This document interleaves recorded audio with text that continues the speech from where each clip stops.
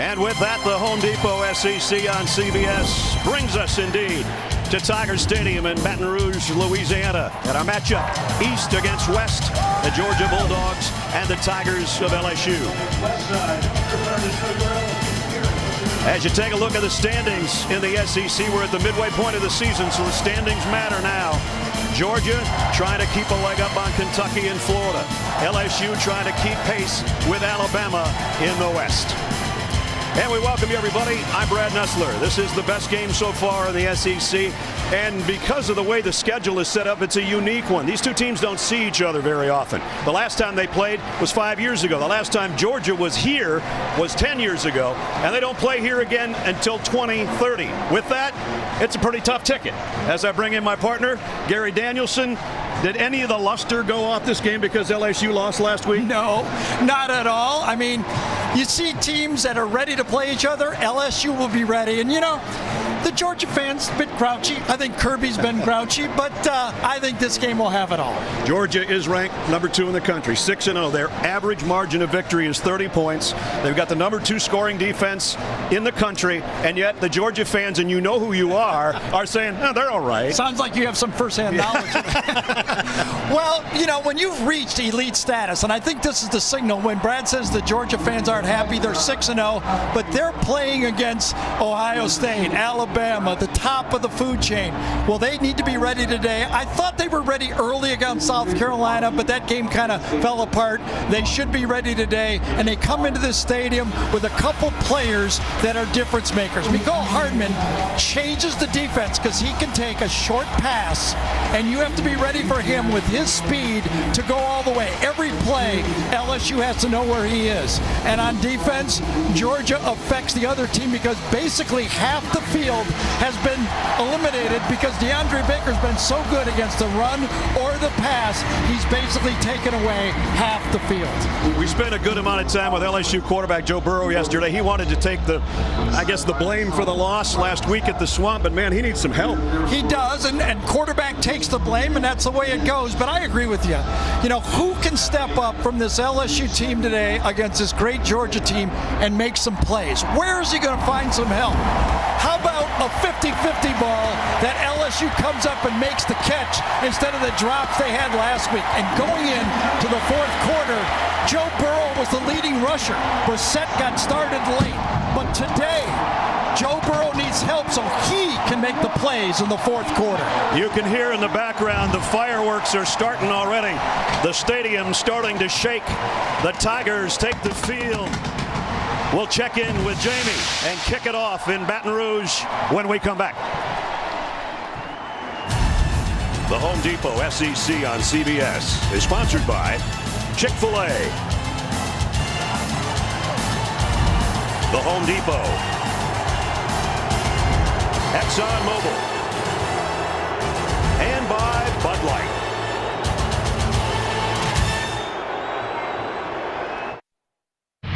Here we go again. It certainly has been a lot of hype. A matchup of SEC titans. Been waiting for this. Let's go. We can be heroes everywhere we go. We can have all that we ever want. Singing like lonely, having our parties, sitting on top like a champion. Keeping us Here comes the number 2 team in the country, the defending SEC champion Georgia Bulldogs.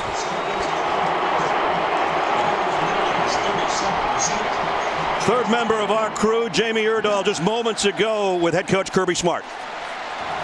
Coach, the last time you faced a top 25 team was over a month ago. How have you prepared your guys for your toughest challenge yet? Well, we prepare each and every week the same. We go out, hit people in the mouth all week. It's what we do. It's how we practice, regardless of the opponent. You've seen teams get after Joe Burrow a little bit. How do you adjust your defense to knock him off his mark? Well, you got to affect the quarterback in every game. I don't think that changes based on who it is. We got to do a good job trying to affect him today. Coach, thank you. Thank you. Kirby, of course, was a player for Georgia in games here. He was an assistant coach under Nick Saban here. And the two quarterbacks getting set. 31st meeting all time that dates back to 1928. We finally have a game under 90. 83 right now. It's a beautiful day in Baton Rouge. I think you can always add 10 degrees just for the intensity in the crowd. If you go back 32 years in the last 14 meetings, virtually dead even. Georgia won the toss and deferred, so Rodrigo Blankenship will tee it up. Clyde Edwards-Helaire and Nick Brossette wait back at the goal line for LSU.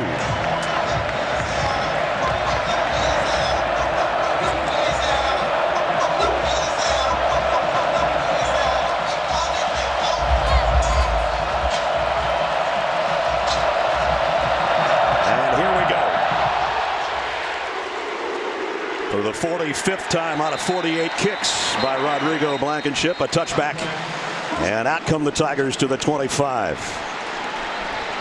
And that brings us to the Chick-fil-A starting lineup, starting with Joe Burrow, who had taken care of the ball so well up until a week ago. His first interception was a pick six, and then one at the very end of the 27-19 loss to Florida. Here's the rest of the lineup for him. Justin Jefferson has been his #1 receiver so far this year.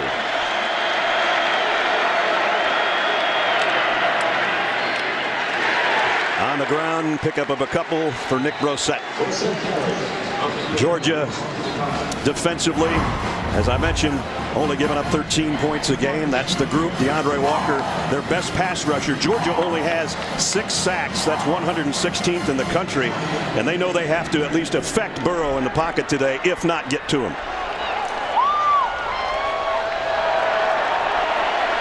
Empty backfield for Burrow on 2nd down and 8. The quick throw is complete. Jamar Chase chased out of bounds by Richard LeCount. Interesting matchup if you just look at the rushing attack for LSU against the rush defense for Georgia. Georgia not doing well, 8th in the league in yards per rush of attempt. That is not like Georgia in pass. But LSU is 11th in yards per attempt running the ball. It's a matchup that could go either way, probably the key to the game. They haven't done that well on 3rd down this year, especially last week in the loss to Florida. LSU was 4 out of 17. Here comes a blitz on 3rd and 6. Burrow flushed, and down he goes, and there's the sack, and it's DeAndre Walker right on cue. Boy, that's one thing you don't want your quarterback to do early in a football game, especially against a team that is struggling to sack the quarterback. He knew it right out that it was going to be a blitz. Now the clock has to go. I got to get rid of it. I don't want my offensive lineman eating a sack early in this game. Walker, the guy we highlighted, that's his 5th sack of the year. And a punting situation. Von Rosenberg's kick. Mecole Hardman backpedals and has to call a late fair catch around the 29-yard line. So a quick 3 and out. And we check the Chick-fil-A starting lineups for Georgia. And it all starts with number 11, sophomore Jake Fromm, who right now is completing 73% of his passes. And that's going to shatter the school record of Hudson Mason back in 2014 if he keeps that pace. Really even numbers, 1,200 yards, 12 touchdowns, 2 picks. And the rest of the Georgia offense, they've had trouble with their offensive line and kind of iffy on Solomon Kinley. Had an MCL from a week ago. We expect that he's going to be out there, and he is. But they've had some injury problems, including Ben Cleveland, who's out with a broken leg. Elijah Holyfield is the single setback. Charlie Warner, the tight end, in motion, and the gives to Elijah. And got back to the line of scrimmage, and that's about it. Ran into Ed Alexander. Defensively for LSU, they're strong at just about all phases. Defensive line, linebacker, secondary, you name it. They've got some good ones. And this guy, Rashad Lawrence, one of Gary's favorite, because he does the dirty work. He does. He does it when he's hurt or whatever he has to do. They're not as deep as Georgia in the defensive line, but they're pretty darn skilled. 2nd down and 10. That's Hardman in motion. Here comes a blitz from Devin White. From down the middle and complete. And it's Isaac Nauta, the tight end, for a 1st down. The reason you can throw this ball down the middle is your center picks up the blitz. Gilliard takes on number 40 and stones him. Pick up of 19. Fromm over the middle again. This one's in out of the hands of Nauta. Well, Georgia has thrown 2 passes, and Devin White, number 40, their outstanding All-American linebacker, has blitzed both times. One time he got picked up. This time he had a run at the quarterback, and as Ness told you, drop pass. And he should have had it. Brings up 2nd down and 10. There's number 40, Devin White. DeAndre Swift in the Georgia backfield. Fromm fakes it to him. Has to throw sidearm and dropped by Swift out in the flat. It'll be 3rd down and 10. The chess game going on again from Georgia's offense to Dave Aranda and his defense is, when do you go man-to-man against this team? They know Georgia loves the deep play-action pass. They burned Vandy last week with it to take the lead when they trailed for the first time all year 7-3. That's the chess game that LSU has to have. When do you keep that free safety deep? Georgia's been good on 3rd down this year, but they'll have to earn this one. 3rd and 10. Fromm, deep sideline streak, and just over the hands of Mecole Hardman. It would have been a touchdown had he pulled it in. You know, we saw that in the Tennessee game. Remember, Fromm missed a few deep throws that he had chances to get early touchdowns. Mecole Hardman is hard to overthrow, but this time he did. Obviously, if you put that on him, that's a touchdown. Yeah, he's still running. Absolutely. If that's a yard shorter, brings up a punting situation. Freshman Jake Camardo will kick it away. And back on the other end is Jonathan Giles around the 10-yard line for LSU.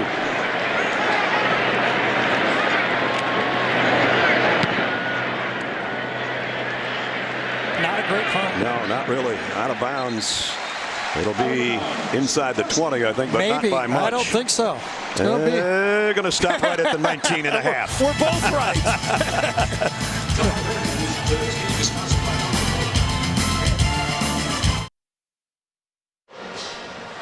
No score here early as we check in with Jamie. Well, this is one of the best atmospheres in college football. This is my first time around the SEC, so I am learning about LSU, but how about the way that Georgia fans travel?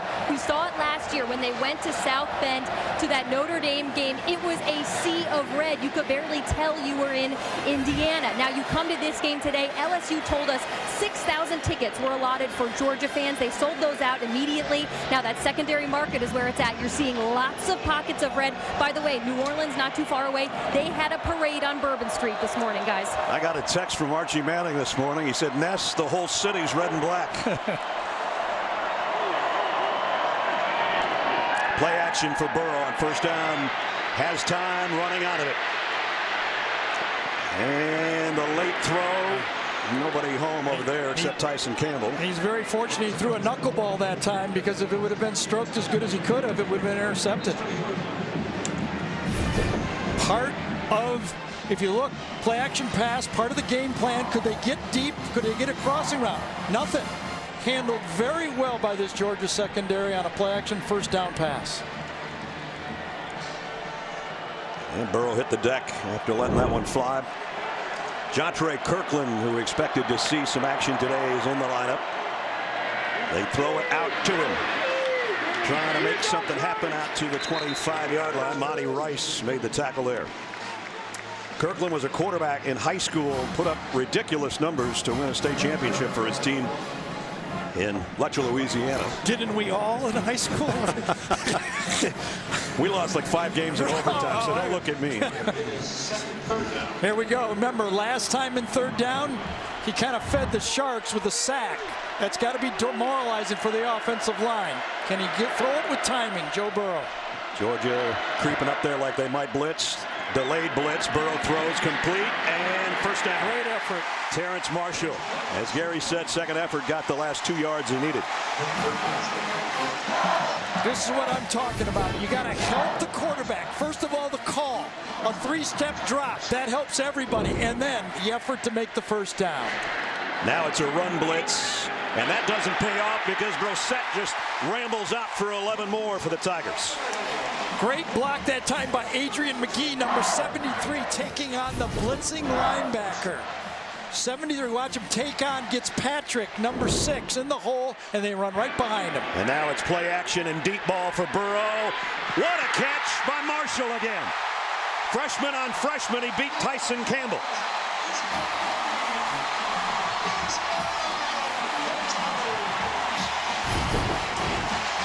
Early in the game last week, he had one just like that, and Jefferson dropped it. This time, they make him pay. Back to Brissett, and another 4 or 5 yard pickup. In the pregame show today, Jamie talking with Coach Orgeron, and she said, what do you have to do to protect your quarterback? He said, more play action on first down and the long ball. And catch the ball, basically, right? Yeah, right. Last week, it was nothing big. It was a bunch of little things that beat LSU. Burrow to the end zone, jump ball, knocked down. Yeah, there's that guy again. DeAndre Baker, the guy Gary talked about in the open. Yeah, if you're going at him, you better run a great route with a perfect throw. Now, anybody's being capable of being beaten, but if you better do it at a high level, because Baker has seen it all. He's been in this league. He's took the battles. He's gotten beat a few times, and he comes back ready to play. The completion percentage against him is like 34% for opposing quarterbacks. So they don't pick on that side very often. Big 3rd down and 5 here in the red zone for LSU. Burrow throws late across the middle, incomplete. And he was getting some heat. The closest guy was Clyde Edwards-Helaire, but Robert Beal, I think with the late pressure, got to Burrow. Watch Jawan Taylor, inside linebacker, take away the play. They're going to try to run the back into the middle.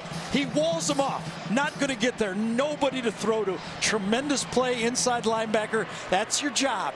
Do not get beat inside. Forced to throw to the outside. He did his job.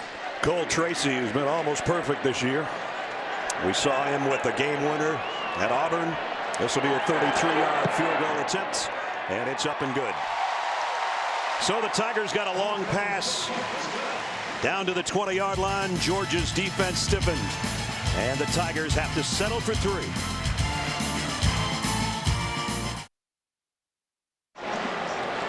Watch your sports news and highlights straight without the noise. Stream CBS Sports HQ, the all-new 24/7 Sports News Network, available on your phone, computer, and connected TV devices. CBS Sports HQ, sports for true fans, and every week Gary is on there following our game. We'll check that out later on today. A 65-yard drive and 9 plays for LSU. Capped it off with the field goal by Cole Tracy.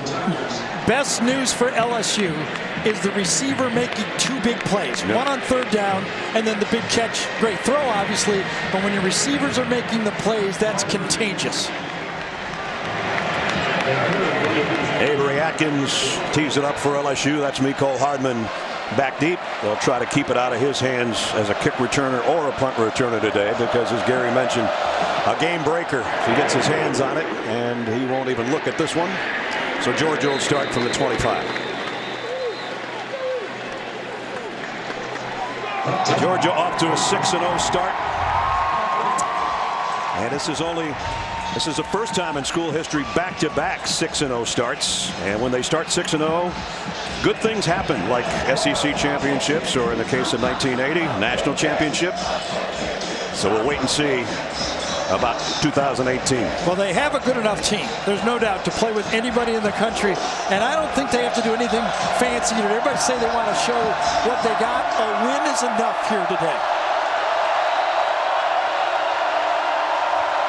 Hardman in motion. Elijah Holyfield, big opening off the right side, and Holyfield with a stiff arm down the sideline. Big gainer for number 13 before he's run out of bounds, but there's a flag down.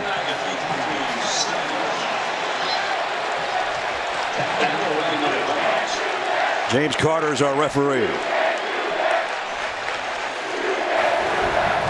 Holding. Offense number 79. 2-yard penalty. First down. Isaiah Wilson, the right tackle, negates a 28-yard pickup. There he is, number 79. You can see his hand outside the jersey. When he distorts the jersey, he's going to get called on that play. Cade Mays blocked Devin White again, number 40. Great block. White has been blitzing a lot, and so far he's only gotten free one time. Let's see if Dave Aranda adjusts, because you can't take your best defensive player out of the play. Georgia backed up to its own 15-yard line now. DeAndre Swift, and he found an opening. Great move there to plant his foot and get out back across the 25 near the 27. Well, remember the first drive, Georgia started running on the first play of the game. Then they threw 4 consecutive passes. You could see they went back to the bench, and Jim Chaney says, we're going to find out if we can run the ball. And they did successfully that time with Swift, who was expected to be the star in the backfield for Georgia this year, but quite frankly, it's been Holyfield that's been the better of the two. Swift has been a little bit injured here and there. He's healthy now and showed it on that run.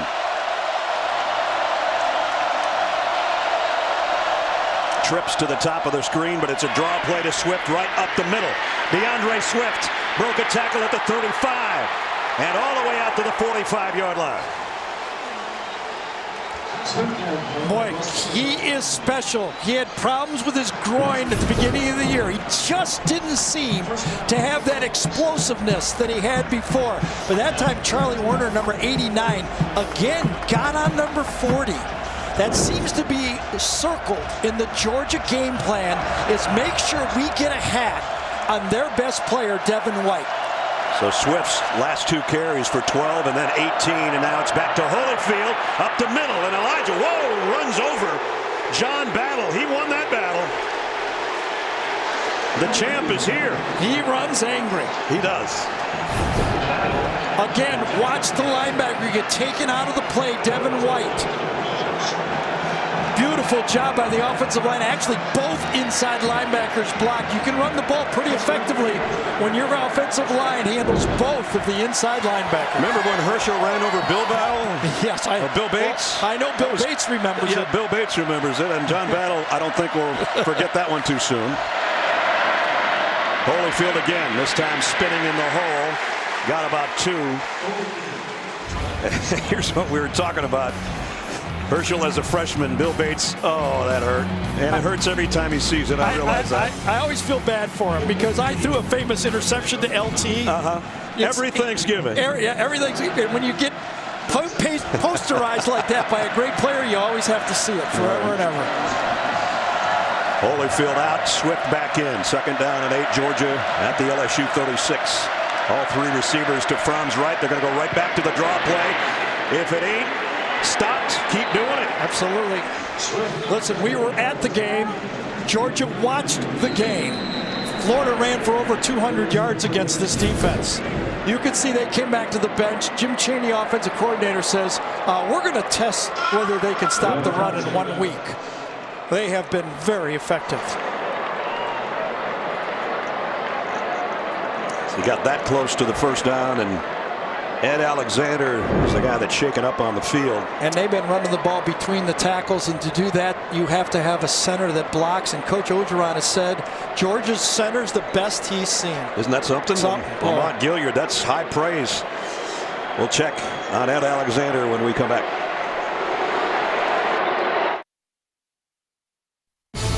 Adam Zucker in New York with this Ford update. Nebraska was trying to avoid its first 0-6 start ever, blew a 28-14 lead at Northwestern, and in overtime, Drew Luckenbaugh with the field goal for the Wildcats. 0-6, never before until today for the Huskers. Back to you guys. Man, that is tough. Thanks, Zuck. 3rd down and 1 here. Georgia's just been running it up the middle. Yeah, Brad, I think when you have a great player like Devin White, as fast as he is, sometimes the best game plan is to run right at him. Yeah. Take his speed away and see if he can play in the box. That seems to be an emerging game plan by Georgia. The only kind of deception, if there is any, is Fromm dropping back and then the quick draw. But other than that, they've just been running it right up the gut. Yeah, he's going to force LSU to put an extra guy in the box, which opens up the play-action pass game. Holyfield behind Fromm, who's going to do it himself on a quarterback sneak, and he's got the 1st down at the 27-yard line. Modern defenses love to keep 2 safeties back and then sneak in a safety near the snap. it's called like a 7.5 box. Right. You don't want to just line up and let the quarterback know. You want to keep him guessing. Well, if you get run on like this, you're just going to have to load the box. You can't lose by people just running the ball. 7th play of the drive coming up, all rushing plays. Do you take a shot here? 2 deep safeties, I think they'll run. And they will. Holyfield trying to get to the edge. Does. Another good gain and another collision back there with John Battle. Battle's going to have nightmares about number 13 right now. And he's hard to knock down like his dad. That's right. 2 deep safeties right there. You can see him standing on about the 15-yard line. Jake Fromm looks at it and says, let's go with the running play. Most of those handoffs from shotgun have a pass attached to it, and you just keep it. White again. He has been circled, and they are going after him. Let's see if it's going to be an 8th straight run. It will be, and it's a first down run again by DeAndre Swift as he's got it inside the 15. Just want to go back to Coach Ogeron talking about Lamont Gilliard, the center for Georgia.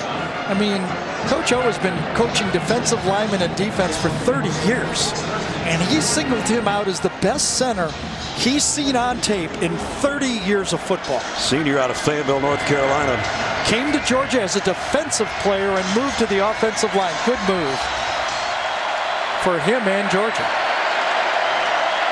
Fromm in the gun. Swift is there with him. Here comes another run. This one is going nowhere though. Nice job that time by Glenn Logan to make first contact on DeAndre Swift. So here we go. Now we look at the matchup with the receivers against the man-to-man coverage in that LSU secondary. If DeAndre Baker isn't the best corner in college football, Greedy Williams is right there with him. Right. Number 29. Matched up against Riley Ridley down at the bottom of the screen. Ridley's there. Mecole Hardman's in the slot there. And Terry Godwin is up top on 2nd down and 9.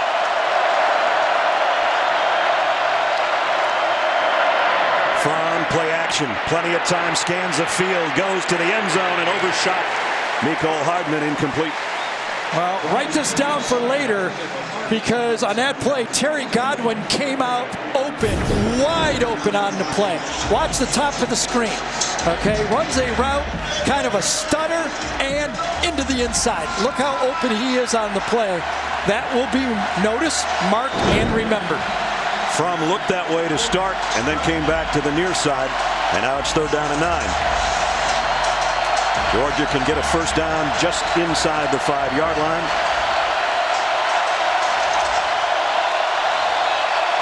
Nauta, the tight end, in a slot on the right. Fromm loads, fires in and out of the hands of Mecole Hardman, and again it was Kerry Vincent on the coverage. So both defenses answer the bell. You move the ball between the 20s, but you got to make the perfect throw near the goal line. And that was not a perfect throw. It had to be low away from the defender, and it was too high to handle. Big Fromm was looking for a flag, and none showed. And that means Rodrigo Blankenship in to attempt a 31-yard field goal. 9 of 11, as you see, on the season.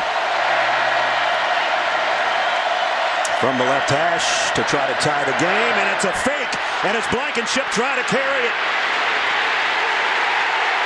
Down he goes.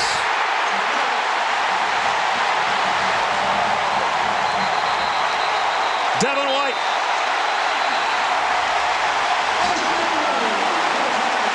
Well, Kirby tried to play a Les Miles play.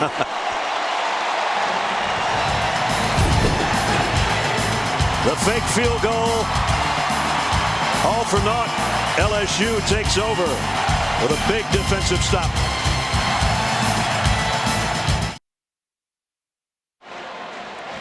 Tomorrow, CBS Super Bowl season continues. Doubleheader day, big battle between the Steelers and Cincinnati. And then Jacksonville heads to Dallas to take on the Cowboys. The day kicks off. The NFL Today, JB, Nate, Boomer, Phil, Coach Cower. Powered by Ram Trucks. NFL Today, noon Eastern tomorrow. Here, Georgia went 59 yards in 12 plays and didn't get any points out of it. Fake field goal went awry. I think Kirby had the exact look he wanted, but a great individual heads-up play by LSU. So the Tigers work from their own 16. Edwards-Helaire behind Burrow will get the call, and Georgia all over that play. Let me show you things you can't teach as a coach. Some guys just got it. Here's Greedy Williams right here, and there's Grant Delpit. That's the look they want. Two aggressive players coming off the edge. But Delpit smells it right away, looks back and gets outside and then forces the player inside. You know that. There's the reaction outside. I don't know if those guys sold their tickets to the Georgia fans, but they're having fun anyway. So they made money in watching the game. Burrow down the middle, complete to the tight end Moore, and he's got a first down. Foster Moreau with a big first down catch. Again, Kirby had the look he wanted. He thought they'd come off the corner. Wasn't happening. Joe Burrow 5 of 8 for 62 yards. Edwards-Helaire taken down from behind as he crossed the 30-yard line, and it was Julian Rochester, the nose tackle.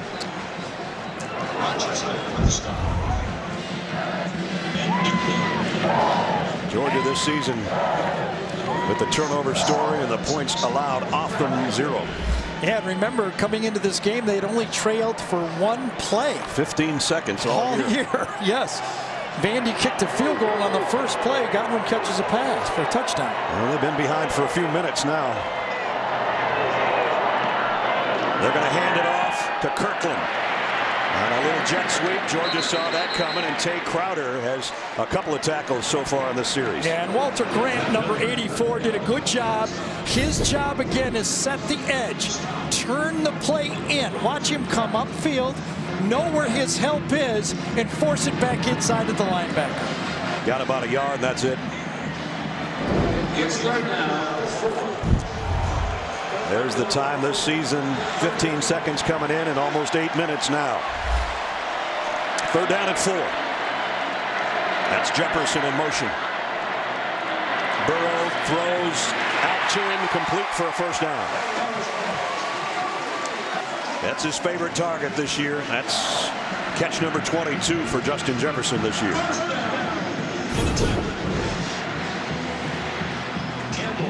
That's just pitch and catch. It easy really stuff. was. You know, I've been asked all week, what do you do if you're a Joe Burrow and you throw the big pick? You know, how do you come back? And I talked to Drew, we did yesterday about it. You just go back to work. There's nothing else to do. You study your game plan, you get ready to play again. He's going to keep it. Had an option to pitch it, kept it. He's a tough runner, a good runner, and a good game there. Well, when we talked to Steve Emsinger about how he wanted to attack Georgia, he said we have to find ways to stretch this defense out horizontally. We have to be able to run the ball wide. How do they do it? Georgia blitz is here. Burrow fires far side. Another nice pitch and catch. Jamar Chase. That's his 3rd grab of the day already for the freshman out of Metairie, Louisiana. I think DeAndre Baker down here on the bottom is going to go, will they ever throw another one my way? They threw one that way and he knocked it down. Exactly. And what that does is it allows the defense, Mel Tucker's defense on Georgia, to slant and roll your coverage away from him. Edwards-Helaire, first down, and he busts into the secondary. Edwards-Helaire in a foot race. Inside the 10-yard line. J.R. Reed saved a touchdown.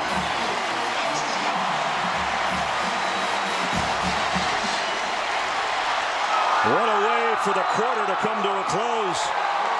LSU with a lead, and they'll have a 1st and goal to start the 2nd quarter. We'll return to Baton Rouge after this message and a word from your local station.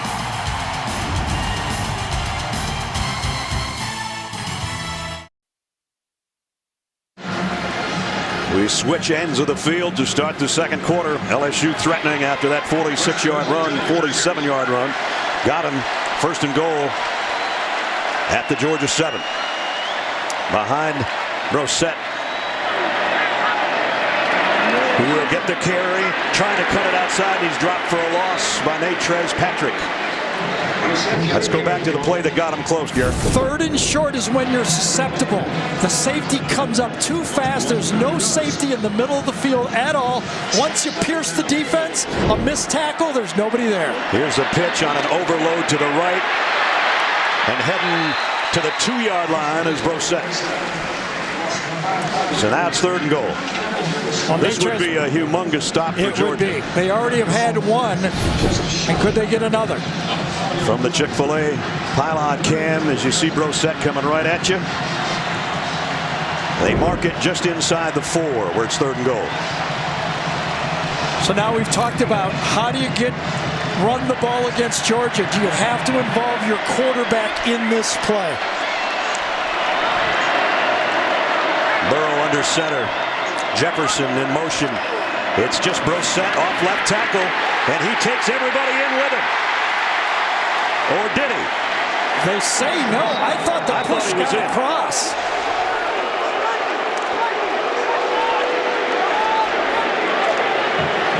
Apparently it's 4th and goal.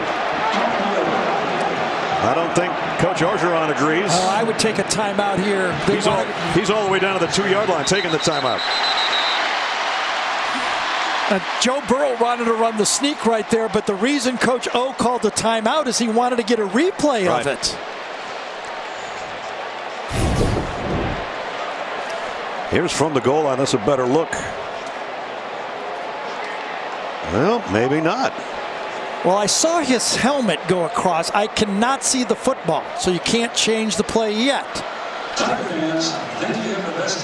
There you see number 4 who's carrying it, and right there you would think if the ball's where it should be, it should be a touchdown. But can you see the ball? That's you just true. can't make up the play here. The LSU head coach is challenging the spot and the ruling on the field. The previous play is under review. So it goes upstairs to George Radiger. Brosette spins, and you would think he has the ball in the middle of his chest. You would assume. You would assume. But you can't see it. And that's the replay official's job right here. He has to confirm it. This time you follow Brosette. You see Georgia stand him up. Now you might think that you could paste together a sky cam look at it from above and this look to determine where it is. But so far, I can't do it. You can't cut and paste. So we'll let them sort it out. I think this is the clearest look and the best look. Yep.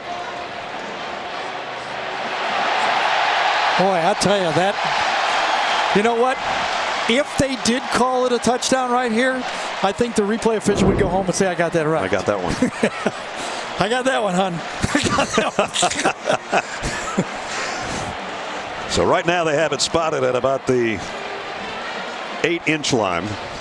The original intent of replay, in my opinion, was to reverse obvious calls. Nothing is obvious about reversing this call to me.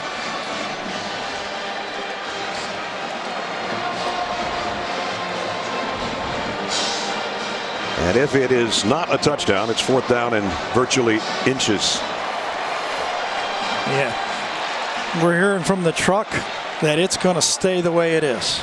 James Carter will make it official for us. Here's the call. The ruling on the field stands. The runner was short of the goal line. LSU will not be charged a timeout and will still have one challenge remaining. So back comes the offense. Georgia's defense still huddled around Kirby Smart over on the far sideline. One of the biggest contingents of Georgia fans is right over there in the corner of that end zone. Yeah. So they'll be screaming for their defense. Meanwhile, LSU is inches away from the Dogs' goal line. Remember, Joe Burrow is 6'4" and about 218 pounds. And it's his call, and he's in. Touchdown, LSU. Unless the ball was out. The ball came loose, but probably after he crossed the line.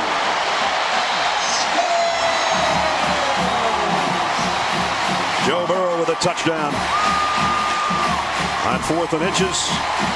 And for him, his 3rd rushing touchdown of the year. He likes to run the ball.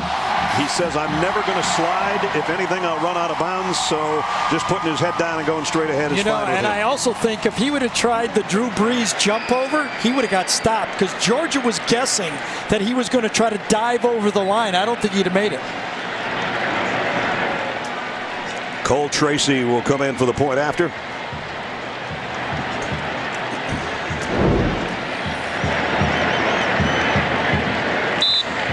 So a lot of people have wondered this year, what if Georgia gets behind? How do they play then? They're offsides on the extra point. It's up and good as DeAndre Baker jumped off by about 3 yards. I don't think you can decline it. I think they called the play dead before the ball was kicked.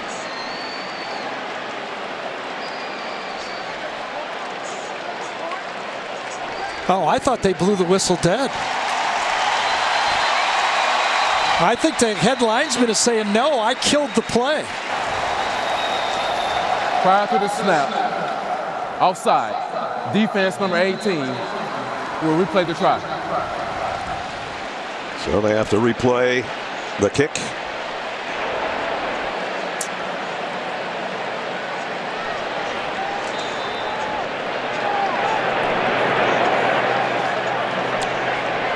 Tracy for the point after to try to make it 10-0 LSU. Up and good. Going back to my point, everybody said, what if Georgia gets behind in a hostile environment? They're behind in a hostile environment. Joe Burrow and LSU up 10-0 here in Baton Rouge.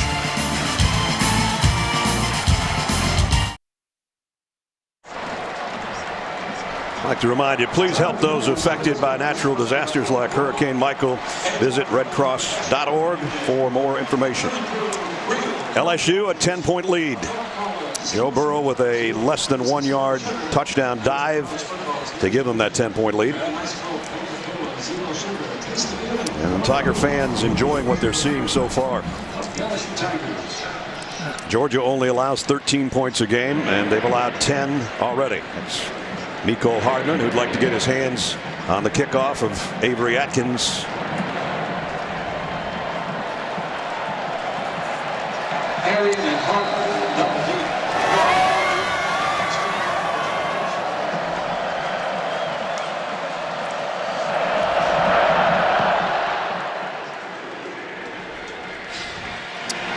And they'll bring it out to the 25-yard line as we welcome you back to the booth. Brad Nessler, Gary Danielson, Jamie's down on the field. Everybody said, what if Georgia gets behind? Here they are behind. They've been behind almost the whole game after 15 seconds all year. Better stop sleepwalking. Yeah. Hey, Georgia ran the ball on the last drive 6 times for more than 5 yards. They got down there, then they threw it. The difference in this game right now, Jake Fromm started out with a completion. He's 1 for 6. 6 straight incompletions by Fromm. The only completion was to his tight end, Isaac Nauta, an 18-yard pickup, so he's going to have to pick it up.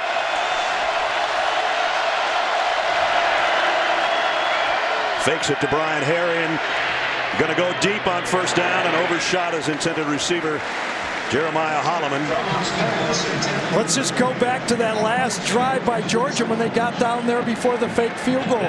They had runs, remember, with Holyfield. They had runs of 12, 18, 17, 7, 8, and 5 yards.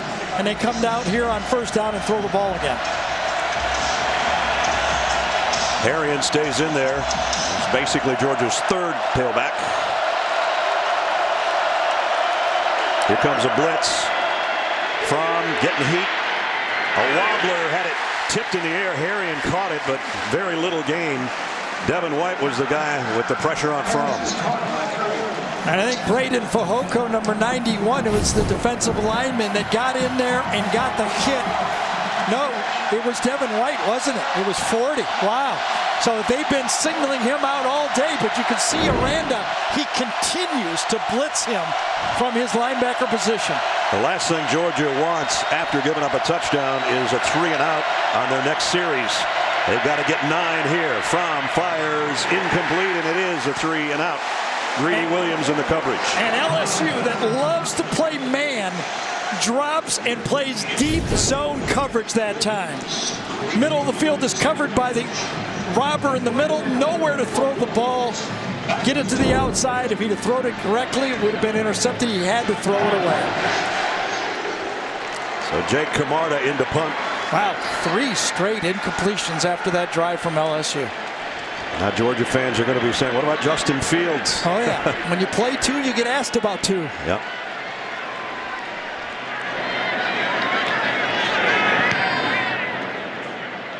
Jonathan Giles, fair catches, and goes down to his knees to ensure that catch at the 30-yard line. With 12:40 remaining in the second quarter. It's been all Tigers so far. A 10-point lead on the number 2 team in the country.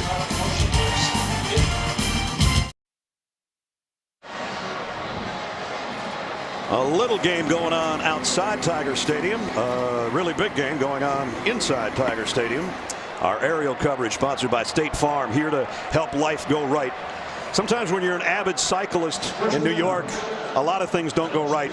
And with that, we bring you Craig Silver, our Emmy-winning producer and longtime producer at CBS, who's in a New York hospital recovering from surgery yesterday. We have all chipped in to buy Craig a stationary bicycle. Yes, so Craig with surgery yesterday. Buddy, we miss you. Get well soon. And I know you're watching. And we'll try to carry on without you. Joe Burrow to throw on deep middle. Jefferson wide open. Justin Jefferson inside the 20. Still fighting for yards.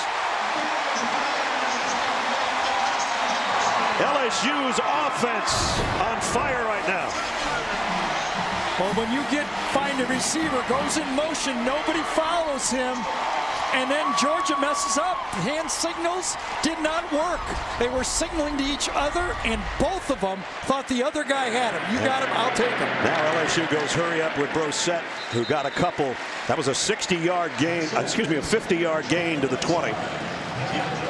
Boy, that is the worst breakdown. If you're a coach or a fan of Georgia, they put one guy in motion. It's like motion 101, and you completely bust it.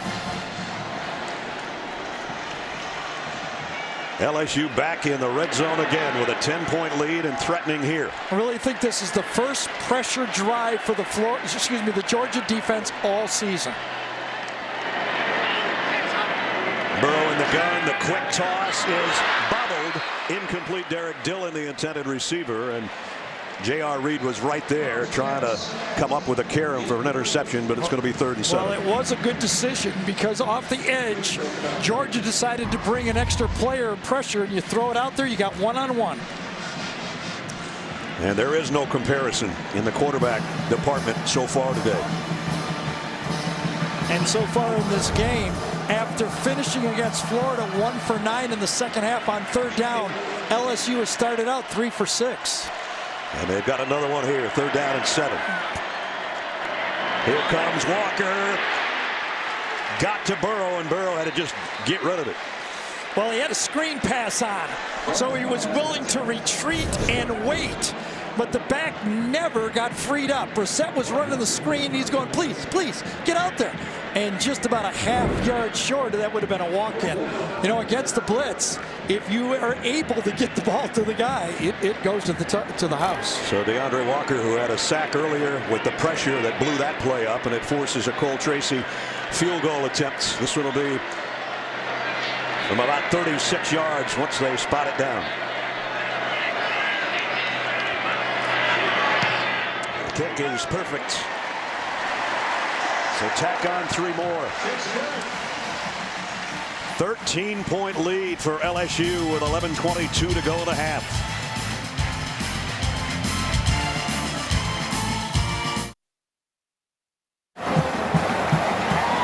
13-0 LSU, 53-yard drive, and 50 of that was on one pass play, Gary. Yeah, you put a guy in motion, you got a true freshman and a senior on the play right there. 2 guys, and watch the miscommunication.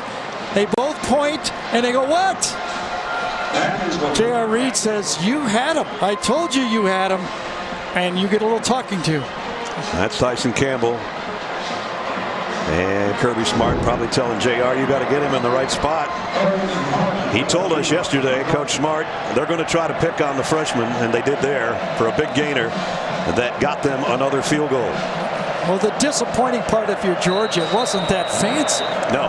You know, I mean, that's not even close to being a trick play. That's like first day put in the game plan play.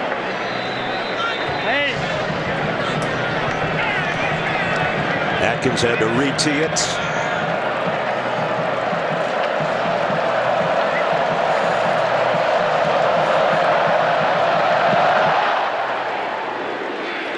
These two kickers today just aren't going to allow anything. Touchback again. Georgia out to the 25. Let's test your knowledge with today's Aflac trivia question. It is. Georgia and LSU has faced off in 3 SEC championship games. Who were the 3 MVPs? Okay, that's just plain hard. Think it over. Yeah, I thought that was mean. That question was mean. Really. Jake Fromm stays in at quarterback on a 2 out of 9 days so far. They'll try the running game again. That's what they had working earlier. Andre Swift maybe got 3. Ed Alexander, who was shaken up earlier, back in there in the middle of that defensive front for LSU. Well, as you read, I was interviewed a week or so ago saying about Georgia that I believed to run the ball well against the elite defenses in the SEC, they were going to have to use Justin Fields. They've run the ball fine in this game. It's not been the running game. Swift got 2 more maybe. And right now the Tigers defense is hungry and they're pushing everybody around. It's been a little play selection, if you ask me. You know, I mean, the last series you throw 3 straight passes.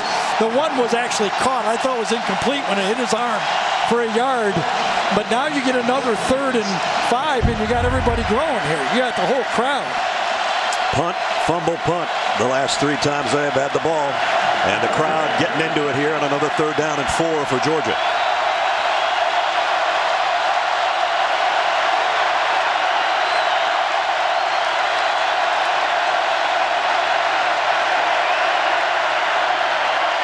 Fromm fires deep on the sideline over here. Terry Godwin looking for a flag. There is no flag. I think Jake Fromm was confused again.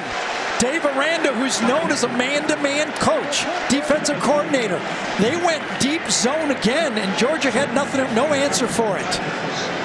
Fromm started on the right side of the field, went to the left, and the receiver and the quarterback were not on the same page. So another punt for Camardo. Jake Fromm now 0 for 4 on 3rd down. Giles, fair catch, taken around the 29-yard line. LSU's got it back with just under 10 minutes to go in the half. All Tigers so far here on their home field. Adam Zucker in New York coming up on the Geico Halftime Report. Rick, BJ, and I get you caught up on today's action, including the Gators' largest road comeback ever. They were down 21-3. They win by 10 at Vandy to move to 6-1 on the year. Now back to LSU and Georgia.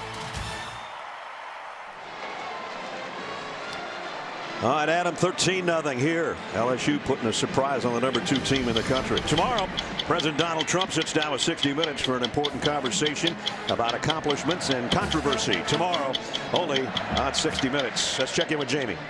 Well, guys, Joe Burrow, we met with him yesterday, and having this be our first home game with them, it was amazing to be in his presence and to see his serious demeanor. He said he enjoyed his time at Ohio State as a student, but when he came to LSU, he wanted to treat it as a postgraduate internship, and his teammates would agree this guy is all business when he runs this offense.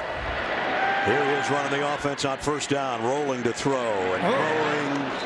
And let's see, was it complete? No, I don't think so. No, He out. had Stephon Sullivan right in front of him, and he decided to go to the 2nd level and throw it to Derek Dillon. Again, a 1st down throw. There has been success on this, but you got number 10 staring you at a completion on the right side, and he decides to go to the 2nd one. He's lucky he didn't get it picked off.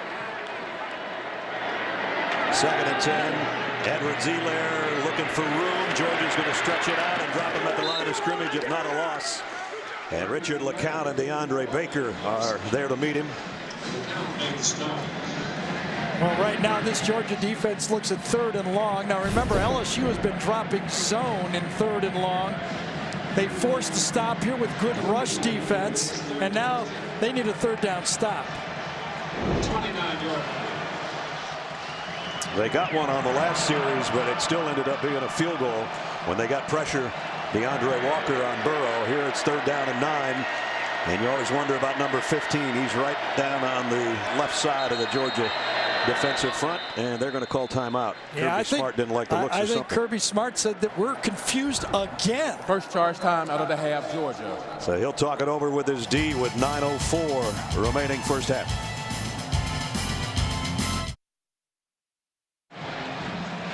Coming up in about 9 minutes of time here, the Geico halftime report. So Rick and BJ will have all scores and highlights from earlier action, especially those games they talked about around the SEC. You want to see a good timeout? 1, 2, 3, 4, 5, 6, 7 defenders into the short side of the field. Good timeout. Georgia edging up there as though they may blitz on 3rd down and 9. They back out of it. Burrow rolling away from the pressure. He's going to keep it all the way here. Can he get there? I don't think so. Into his own bench, about a half-yard shy, I think. Yeah, J.R. Reed, number 20, had to angle on him coming up. He was looking at the down marker. He was trying to get to the edge and running for it. Reed right here is going to be the guy that comes out from the secondary and runs him down. Now, does he get across the line? I thought he was short. The ball was way short. They're going to go for it, Gary. Yep. Or try to draw him off sides. You cannot give Georgia the ball right here. That's for sure. Kirby is going a little bit crazy on the sideline. I thought it was like a yard and a half short. Burrow, I don't know. They stand him up. He might not have gotten this. I don't think so. He'd have to get a favorable spot to get there. First of all, they got a favorable spot to begin with before they went for it on 4th down. Now, if they put it there, it's a first down. It is. Woo, that is wrong. You got a 13-0 lead here. And if you give Georgia the ball back right there, it tightens the game up fast. No doubt. They're going to bring the chain gang out, I think, to look at this just to make sure. And I don't think Kirby Smart likes the spot either. He's down there talking to the chain gang. Get a measure. I should say the official that coming out with the chain gang. Well, there'll be. Watch the play before on the spot. When he goes out of bounds, I think he's about a yard short. First down. Well, they'll replay that one a million times for sure, but LSU keeps the ball. Gutsy move on 4th and inches. One more look at the 3rd down play. Look where the ball is when he goes out of bounds. I thought it was a yard and a half short. I'm surprised replay didn't stop it and do the mark. Too late now. So it's first down, LSU. With the clock winding its way down to the 8.5-minute mark. LSU more than twice the yardage of Georgia so far in this half. Now I wonder if Kirby's going to want a replay on this last quarterback sneak. A review. We'll find out when we come back to Baton Rouge. Now, Kirby Smart wanted a timeout, I guess, to see the spot on the quarterback sneak. Right. I think he would give up 2 timeouts to go back 2 plays. Is that legal? No. You mean on the other run? Right, yeah. on the 3rd down. He says, if I give up 2 timeouts, can I go to 3rd down? Because he'd have won that one. He wants to buy a vowel right now. Yes, he does. Might start out with a dirty letter, too. First down at the 39. Edwards-Helaire. And Georgia stands him up for no gain. Tyler Clark and Michael Barnett, the first 2 to meet him. Edwards-Helaire. So we're at the 8-minute mark. LSU with a 13-0 lead. A quarterback sneak touchdown and 2 field goals. On the slant. Nice throw and catch, and finally DeAndre Baker says, "They came my way." Stephon Sullivan made the grab. Well, and that's their big slant guy. Stephon Sullivan is 6'6", 6'7", 230 pounds, and this is the play they use him for. Wall off and throw the slant. Another 3rd down for LSU. They come back the other way to Dillon, and he's got a 1st down. Reed trying to rip the ball out of there, makes the tackle, but it's another Tiger 1st down. Joe Burrow is in total control. He's throwing the ball before they break. His leadership skills right now, he's running the ball. He took that early sack, but since then, he's played a football. Back in Georgia territory at the 45, play action. Burrow wants a big one, deep, just over Dillon's outstretched arms. Man. They had him. He knew it. Nobody in the center of the field. He sees the free safety squat, go the wrong way, and he's got him. Just a yard too long. Took a shot after delivering that pass as well.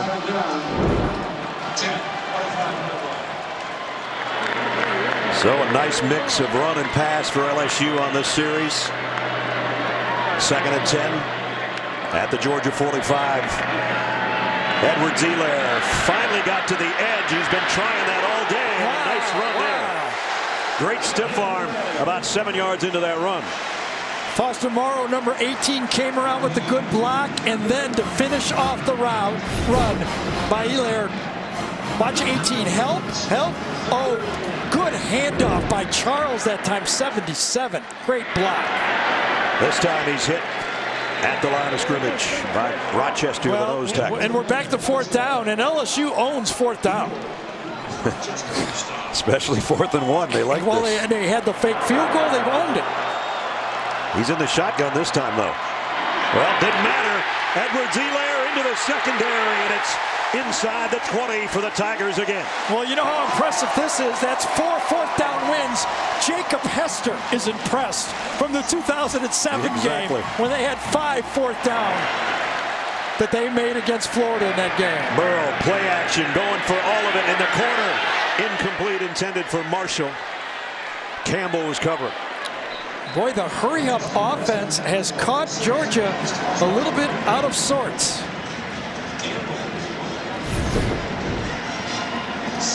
There's the 2 freshmen going at it on that last play. Yeah. Tried to do an Odell Beckham, and it was not enough room. They've had the ball 3.5 minutes, threatening to score again here before halftime.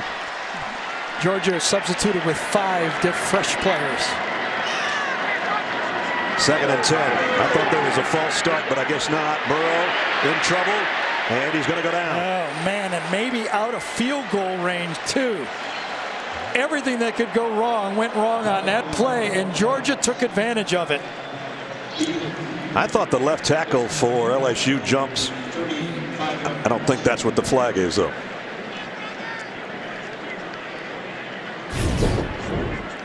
Sadiq Charles, look at number 77. Maybe he just got a good head start. I don't know. That was really close.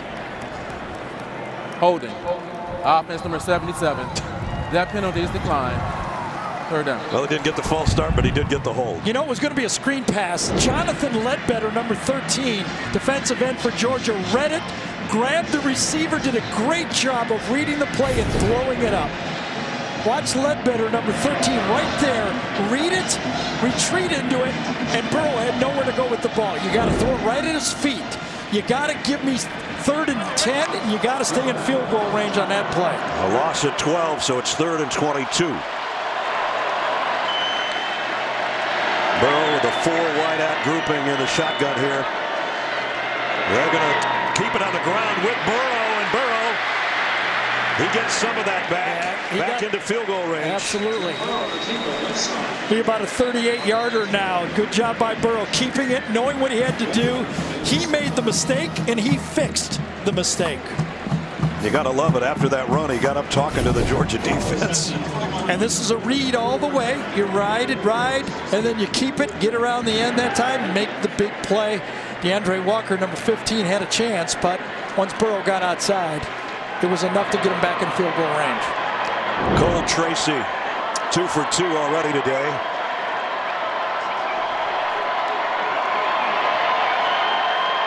This one from 39, just inside the left upright.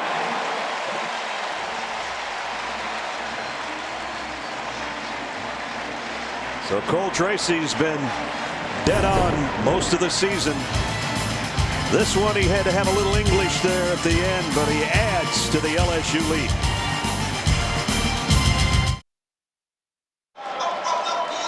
Another 50-yard drive, Gary, almost 5 minutes to get a field goal. 16-0 LSU. And they gave him a little bit of everything. They stayed balanced, they ran the ball, they threw the ball 5 times. And again, touchback. Georgia comes out to the 25. We'll see if they can get something going offensively before halftime. Now, we asked you the Aflac trivia question a little bit earlier. The 3 MVPs in the 3 championship games, who were they? Justin Vincent, DJ Shockley, and Tyrann Mathieu, the Honey Badger. And here's a look at those flashbacks from those 3 championship games. LSU a winner 34-13. There's DJ Shock throwing to Bailey for the touchdown in a Georgia win. And then number 7 could do it all. Still playing in the NFL. Tyrann Mathieu. Elijah Holyfield. Pickup of 5, maybe 6. Well, you know, Kirby has been grouchy all year to go 6-0. Now you're losing, and now you know your team's a little in trouble, so now you're being nice. Okay, we're okay. We're okay. Remember, Oklahoma last year, we were down 31-14. We kicked the field goal before the end of the half. We got back in the game. Justin Fields is on the field for Georgia. This was his first snap. And another freshman there joins him in the backfield. James Cook. Brian Harry broke 1 tackle. Not going to get away from the next one. Going to be a loss of about a half yard on the play. Fromm comes back in.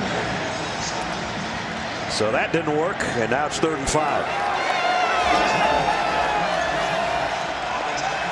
Tell you, Riley Ridley, number 8, is upset. He's looking at the bench. He's shaking his head. He wants the football.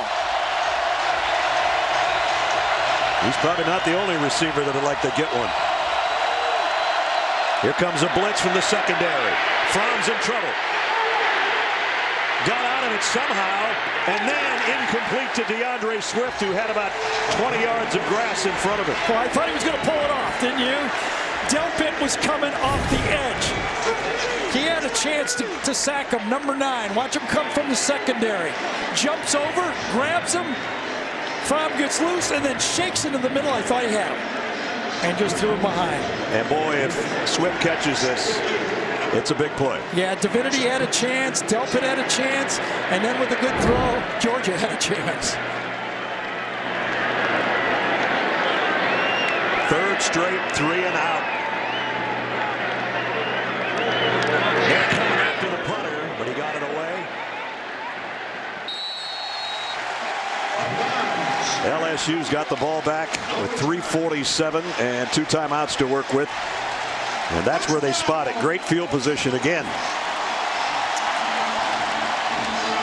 Coming up Tuesday on CBS from Dick Wolf, executive producer of Law & Order, comes a new drama, FBI.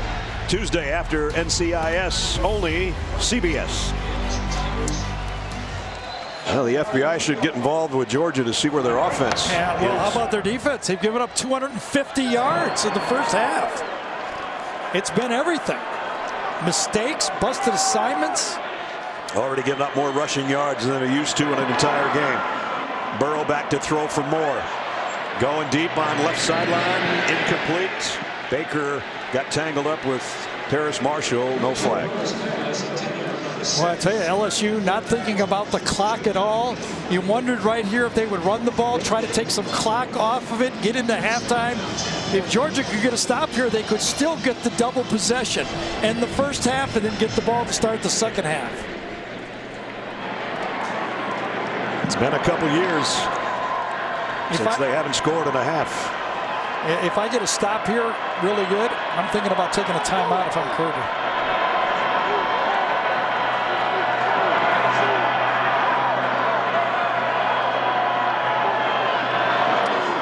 Stretch play to Brissett, and he's drilled by Richard LeCount after a short gain, and it's going to be 3rd and long. LSU should bleed the clock now, take all of the 33 seconds left on this play call.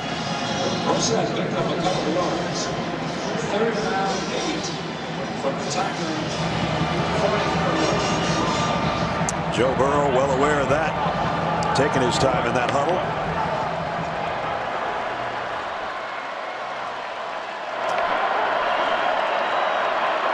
Gets it under 10 on the play clock. And down he goes. Georgia got good pressure that time. Keon Richardson and Tyler Clark.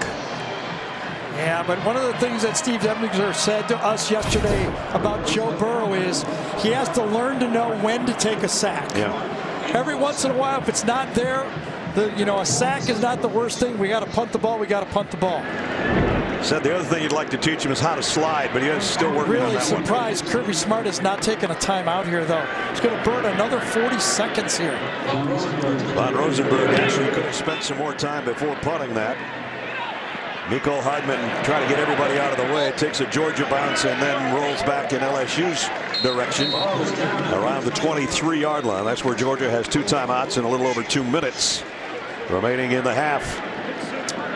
Well, Rocket Mortgage by Quicken Loans brings you today's Scholar Athletes for Georgia. Andrew Thomas, a finance major.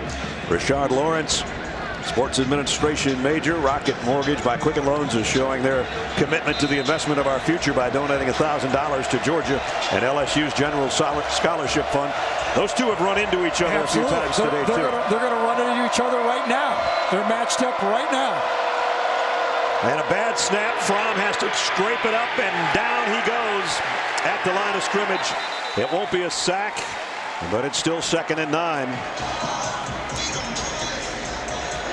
And he looks up at that clock that's under 2 minutes right now and trying to hurry things up for Georgia.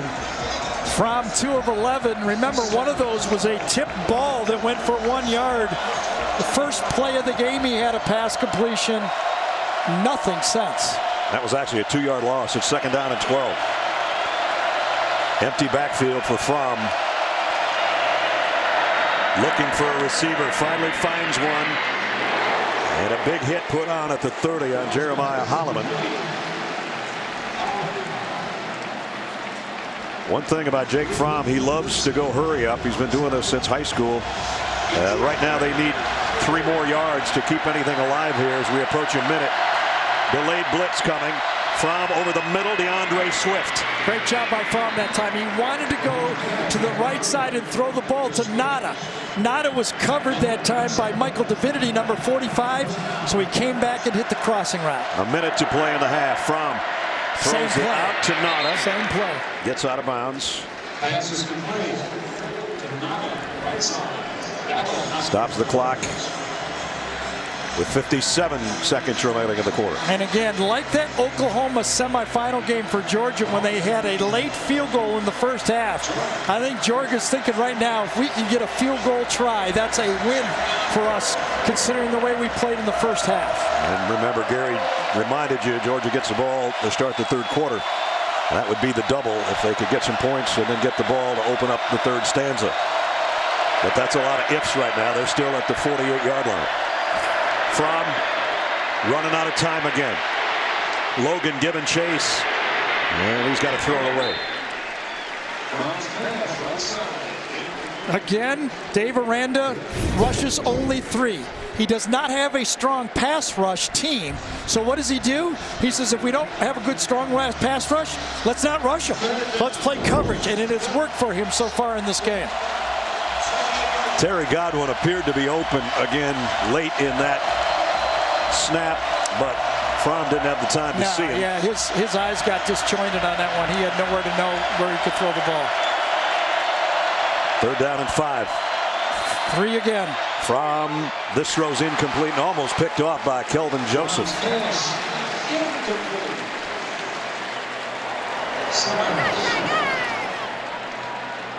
And Georgia will punt.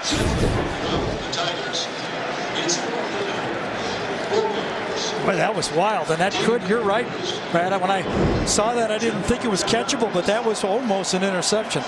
This is the one I'm not sure why you catch if you're LSU. Only bad things can happen. What if you drop this ball? I just let it fall. And he does. Looks like what they're going to do. Well, it wasn't good enough to catch. Kicked it out of bounds again. Freshman punter struggling at times this year, and as they walk it up, it's going to be at the 20-yard line. And again, he gets a little tap on the helmet too, as if to say, hang in there. So 38 seconds left. It's always, trust me on this, from many years in the NFL at home, okay? It's hard to take a knee at home at halftime. That you get booed a lot, but I think the strategy for LSU is to take a knee. You don't want a mistake here. Your odds of going far enough. Just get to the locker room at 16-0. If you'd have given Coach O the option to have a 16-point lead right here, he'd say, yeah, I'll take it any day of the week. And so they will take a knee.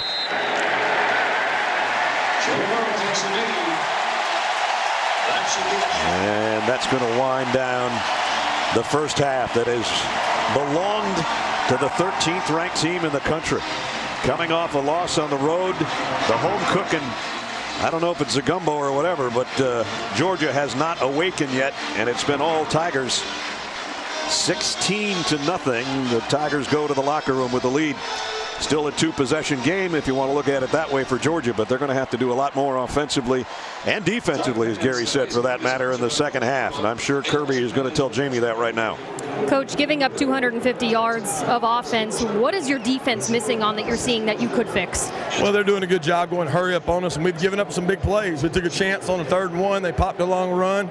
We got to tackle better, and we're not playing real good sound defense. Is there a reason to use Justin Fields more in the second half to spark your offense? If we feel like we can get a spark, we certainly will. All right, Coach, thanks. Thank you. He is right, Des. 2 big plays, a 50-yard pass and a 43-yard pass and a long run. So a surprise happening here in Baton Rouge at halftime, 16-0 as we send it to the Geico halftime report. Here's Zucker. All right, Ness, surprise indeed. And coming up on the Geico halftime report, they continue. Rick, BJ, and I explain whose stock is up and whose is down in the SEC after this word from your local station.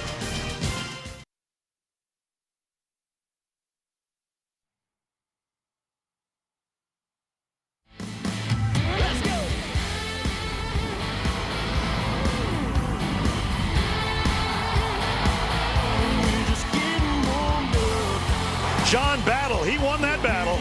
Breaks a tackle at the line. He's down the far side hash. 25. Burrow going to try to sneak it. Burrow able to burrow his way in. Touchdown, Tigers! And that's the reaction of the fans from what they've seen in the first half from their 13th ranked Tigers. All LSU in the first half, 16-0 as we come back in Tiger Stadium in Baton Rouge to open up the 3rd quarter. And Georgia will get the football first to start the 3rd. And they will work it from the 25-yard line as we welcome you back. Brad and Gary, okay, is Georgia playing that poorly or is LSU playing lights out? You pick. That's a good question. A little of each. Miscommunication, busted plays, but I do think that LSU has come to play. The receiver started it early in the game. Burrow has been tough. But, you know, I think Jamie's question to Kirby was interesting. Remember, he was on the other side of Tua with the spark a year ago. Will he use the spark? I go back to last year's Oklahoma game. Jake Fromm had a great second half, 8 for 12, 101 yards passing when he was behind in that semifinal championship game. They're going to need him to repeat that kind of performance. He's going to run with it on first down here, and got leveled after maybe a 2-yard gain. And he had plenty of time to survey again. Take a look at some of the game trends. We talked about Jake coming in, completing 73% of his passes. He's already missed on 11. LSU great on 4th down, including point getters on 4th down. And Georgia has trailed almost 25 minutes in this game after 15 seconds of trailing coming in. Fromm throws out complete to Hardman. And I think he got the first down. Mecole Hardman on the catch. Remember, the 30-yard line is just like the goal line. Since it was a touchback, if he touches that line, it's a first down. No need to measure. And it is first down. As you look into the shadows that are taking half the field here in Baton Rouge.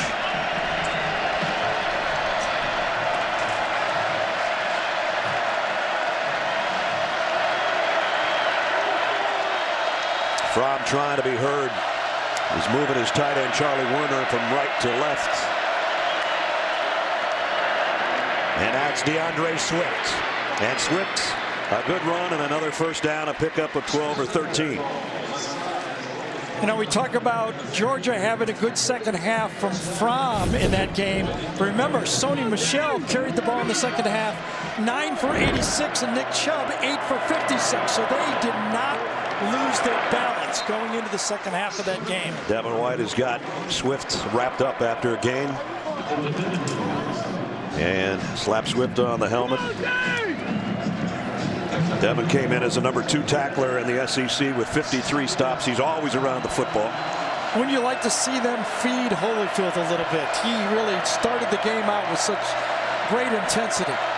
He's in there right now behind Fromm on 2nd down and 8. They fake it to him. Fromm, plenty of time, throws complete. This one to Riley Ridley, finally has his first catch of the day, and it's another first down. Yeah, he was in a crack position, which Georgia does a lot with their wide receivers, and then a good play action pass, crossed all the way across the formation. Plenty of time on first down to throw. This is the first time in a long time Georgia's even been this deep in LSU territory at the 36-yard line. Pressure coming off the backside. Fromm knows it, and Logan's got him all wrapped up. First sack of the year for Glenn Logan. If you talk to LSU's coaching staff, where they think their least like past LSU teams is in pass rush up front. But that time, Glenn Logan won. He beat his man one-on-one. I think it was Cade Mays, the true freshman, that he beat on the play, number 77. And a loss of 9.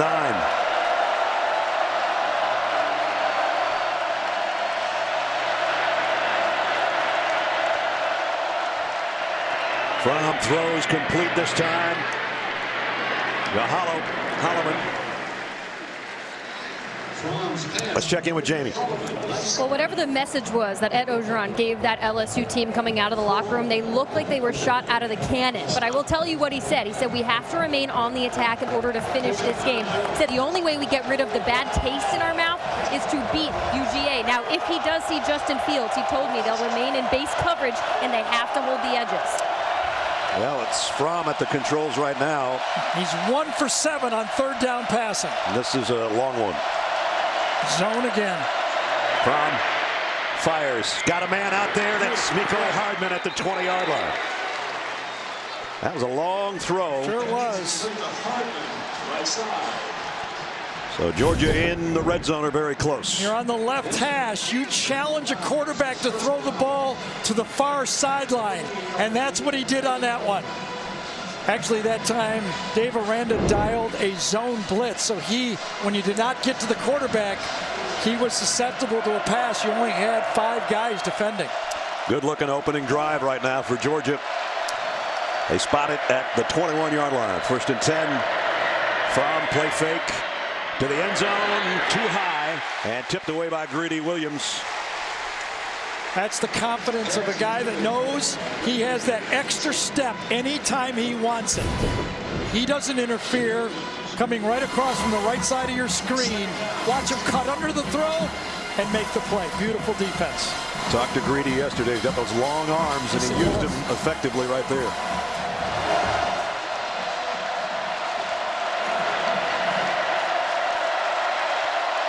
Fromm trying to get Nauta set up on the other side, and they'll run it here. Swift, a yard, and that's it. 3rd and 9 coming up. Well, I thought Ed Alexander did a great job that time. He's listed as a backup, but he's coming in a lot to plays the no tackle position. That time he ate up the block and then with one hand made the tackle.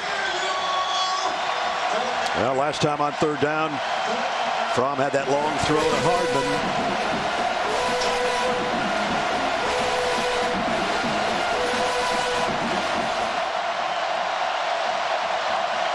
Let's see what he comes up with on this 3rd down. He's in trouble. Down he goes. Michael Divinity with a sack. Wow, what a spin move. He was matched up against Andrew Thomas, the left tackle. Watch him spin his way into the backfield and make the play. Beautiful play on the left side over here. He spins inside, throws Thomas away. That's throwing a guy over 320 pounds away from you and makes the play. I was going to ask you, had they gained any yardage? Was it 2-down territory? That took all of that away. And now Blankenship will try a 40-yard field goal to finally get Georgia on the board. And the kick is good. So it took Georgia into the 3rd quarter, 6 minutes into the 3rd quarter, to finally get on the scoreboard. Fromm leads the drive that stalls, but they do get 3.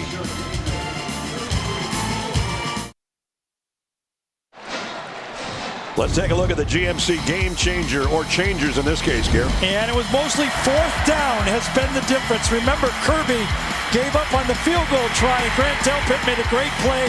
That's 1 win on 4th down for LSU. Then the 4th down quarterback sneak by Burrow for the 2nd win on 4th down. Another quarterback sneak. And then the last one is a handoff on 4th down to Edwards-Helaire. 4 for 4 on 4th down has been a big story, and it's one of the reasons the Georgia defense was out there for 45 plays in the first half. Now Georgia's offense was out there for 12 plays on that last drive, covering 52 yards in just under 6 minutes before the 40-yard field goal. And Blankenship, the guy that hit the field goal, sent the kick away. And almost all of his kicks have been touchbacks this year. Same story there. So LSU will start at the 25. Tomorrow on CBS, see why critics are calling the new drama God Friended Me heartwarming and a truly original story. God Friended Me tomorrow after 60 Minutes, only CBS. It's a bad trend for LSU starting to pop up for LSU. It happened against Florida. They were controlling 3rd down against Florida and finished off the game 1 for 9. In this game, LSU started out 3 for 5, but they're 1 of 7 on 3rd down sets. Justin Jefferson in motion. Yes, I think we have another false start on Shaquille Charles on that left side. He's trying to get a head start on who he's playing over there, and I think it's going to be 1st and 15. Hey, you're staring at him, and he's too big to miss. Offense, number 77, 5-yard penalty, 1st down. That's the first assessed penalty against LSU today. And I tell you, the mistakes, the mental mistakes were being on the red side of the field in the first half. LSU cannot let Georgia get back in this game by doing mistakes on their side of the field. That was the little things that got him in Florida last week. Absolutely. A bunch of little things. 1st and 15. And a little problem in the backfield there. I'm not sure whose it was, but Burrow swallowed up at the line of scrimmage. Here's another little thing. Joe Burrow wanted to throw the ball out on a quick screen, an RPO. Watch the receivers. They don't even look. Joe wants to throw the ball out there. There's nothing there. So he says, well, I got to keep it. And there was nothing there. Had to keep it and eat it, and it's 2nd and 15. Back-to-back miscues. Burrow looks deep, now comes back shorter across the middle, complete to Jefferson. Trying to stretch it out to get whatever he can around that 30-yard line. And it'll bring up 3rd down and about 5. So here we go. Kirby and Mel Tucker have built this team around winning third down defense. They're one of the last 7 is LSU. They better get set up. They weren't. Not even in their stances, but maybe it'll pay off for them. Burrow's got to throw, and it is caught by Jefferson. Wow, what a play. Jefferson had a couple big drops last week, but he's got a couple catches this one. I thought Burrow was giving up on this play. Joe looked, had nothing, wanted to get outside, couldn't get outside, so he finds someone at the last second and delivers it. Big first down catch there. And now on play action, he wants a big one. And it's thrown away. Incomplete. Jefferson covered by Campbell again.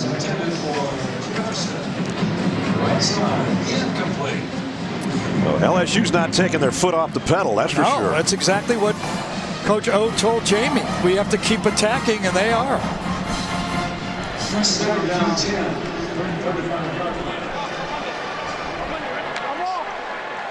Hasn't been a turnover in the game except the stopped field goal, which really wasn't a turnover. It was a turnover on downs.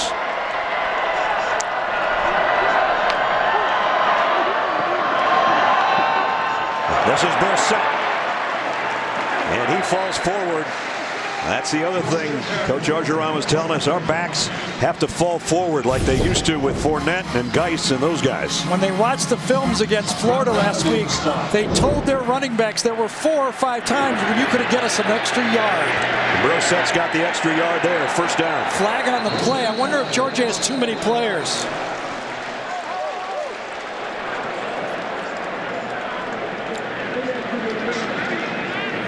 I don't think Barnett got off the field. LSU went hurry up, and I think they had 12. There you go. There he is. He's running off, and it takes him a while. You're right, Gary. The hurry up is really bothering Georgia. They weren't in their stance earlier. 5-yard penalty results in a first down. You know what? Vanderbilt caught Georgia a couple times in the same thing, forced them into timeouts doing it.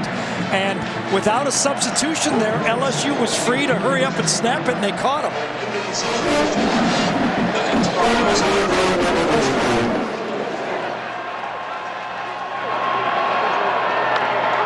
First down at the 48.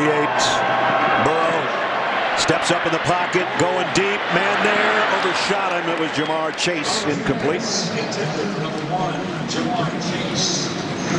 He's had some guys open that he's missed. Yeah, that time the receiver and the quarterback were kind of going different directions that time. Chase wanted to go to the middle of the field, and Joe Burrow threw it to the outside, had no chance. The last 2 conversions on second down, LSU was able to run the ball far enough to get it into third and medium. Let's see if they can do it again here. Nick Brissett with Burrow in that backfield. Georgia thinking about a blitz off the corner, and now it's an option. Burrow's going to keep it. Nice job. Probably should have pitched it. Yeah, nice job off the edge that time. You got to buy time for your help to get there and force the pitch late. And it was perfectly defended that time from the outside in. And Tyreek McGee last time did a perfect job. And he took a big hit from a group of Bulldogs defensively. Brings up third down and 8. On third and long, the Georgia pass rush has been effective. See if they can do it again. Jontre Kirkland again in the lineup. Number 13 does a little bit of everything. Right now he's a receiver in the slot. And it's Brissett going the other way. And he's short of the first down. They ran right into the teeth of the blitz that time from Georgia. Overloaded defense that way, and they kept the play on and ran right at it.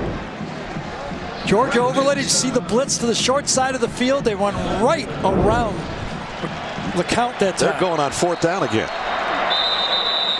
Unless there was a timeout before that snap. It was by LSU. LSU. Let's see if LSU thinks about this and kicks it away. This one's a full 2 yards. We'll find out what Coach O's got planned when we come back.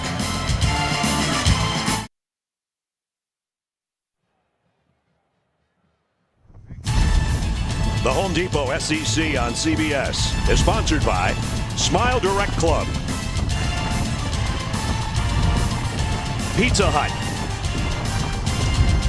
GMC,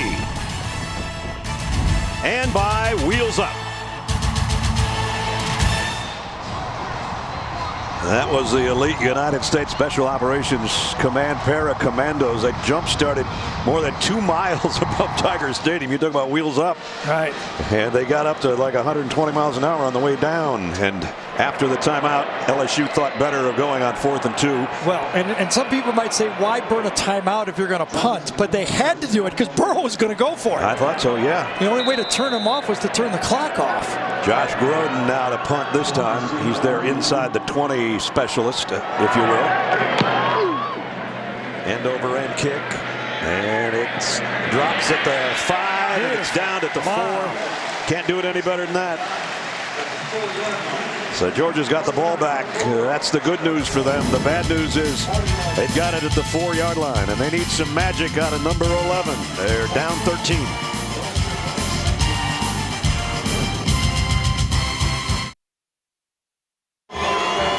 A lot of Georgia fans in the state of Louisiana for sure for the last few days, but they don't like what they've seen of the quarterback sacks today, Gary. Yeah, and it started with Clay Logan. He just tosses away Cade Mays on the play. And then Jamie always asks me, what are you looking for when you're at practice? Jamie, what did we watch at practice? We watched this move you're about to see from Michael Divinity coming off the line through. Yeah, that was a practice dummy to him because they did the exact thing at practice on Thursday. Coach O was the one running that drill because, as you say, 30, 40 years in coaching on the defensive line, he knows what they need to do. Man, if there wasn't a case where practice makes perfect, I don't know what does. See, keep showing up. We'll teach you something every week. Exactly. I like learning from you. Georgia's tailback is in the end zone. DeAndre Swift. Fromm fakes it to him, loads and throws, and almost intercepted by Delpit. Boy, he is quickly becoming one of the top safeties in college football. Yeah, I think he's there. He made the great play on 4th down on him. This one, he reads it again very quickly and just retreats and one-handed makes the stop. Trust me. This one would have been completed if the guy doesn't have a 36-inch vertical and get his hand on it. He leads the team in sacks and interceptions. That's a rare combination. Now Fromm is in the end zone in the shotgun as well. 2nd down and 10. Jake throws near sideline. It should have been caught by Hartman, and he dropped it. Can't throw it any better than that. And Miko knows it. Hartman, left side. There's some great safeties in the Southeastern Conference over the last 12 years. These are the 12 years I did and covered all of these players, and I'm telling you, this guy can line up with any of them, and all of those guys played in the NFL. Some still are. Yes, they are, including the oldest one, Reggie. Father Time Nelson. Not a good spot for Jake Fromm. 3rd down and 10.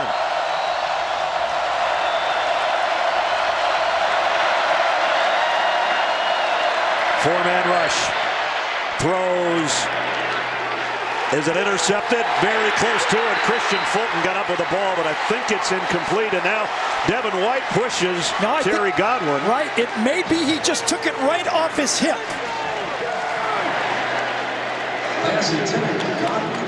He says he has it. Yes. Freshman Christian Fulton, former 5-star player. He's the freshman. Let's see if it hit the ground or not.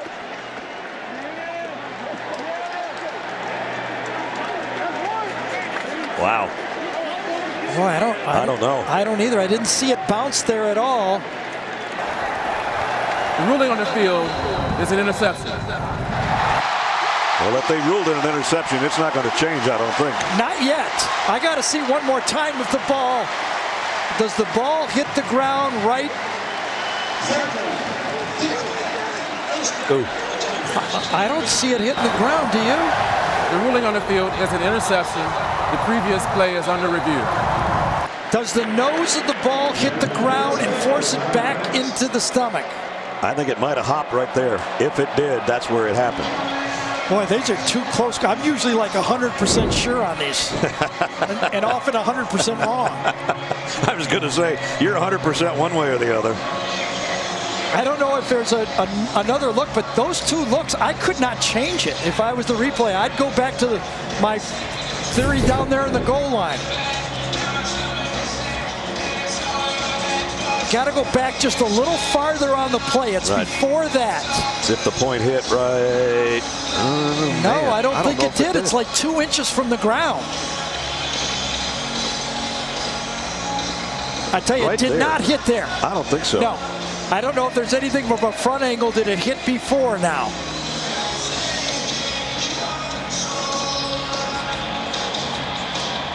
I'm going to say no. I'm going to say no. That's an interception. The call on the field was an interception. I think it's an interception. Here's the call. After review, the ruling on the field stands. First down, LSU. What a play. It looked like the ball was going to hit, but he raised it before it hit the ground. So we had talked about no turnovers. Now we have one. Only the third interception thrown by Jake Fromm this year, and it gives LSU a golden opportunity here at the Georgia 23. And remember that second down play when Hardman had the ball, 50-50 ball, and dropped it. Edwards Elair, that's a face mask in the middle, I think. Although I see no flags. Left side. He's straightening it all out, that's for sure. Exactly. Remember, Mecole Hardman had that catch on the sideline. He was clapping his hands. He knew he should have had it, and it led to the interception. Edwards Elair, tough run on the inside, got it inside the 15 by a foot or so. When we were talking, oh, they're going to go faster. You watch it, 3rd and short. They're going to get up to the line of scrimmage and run the same play again. Remember, Joe Burrow has the option of keeping it if he wants to. 3rd down and a short 2.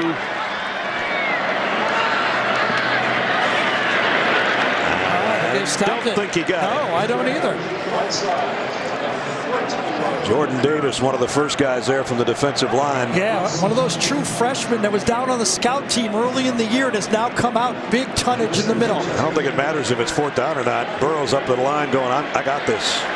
And they're 4 for 4. 5 for 5.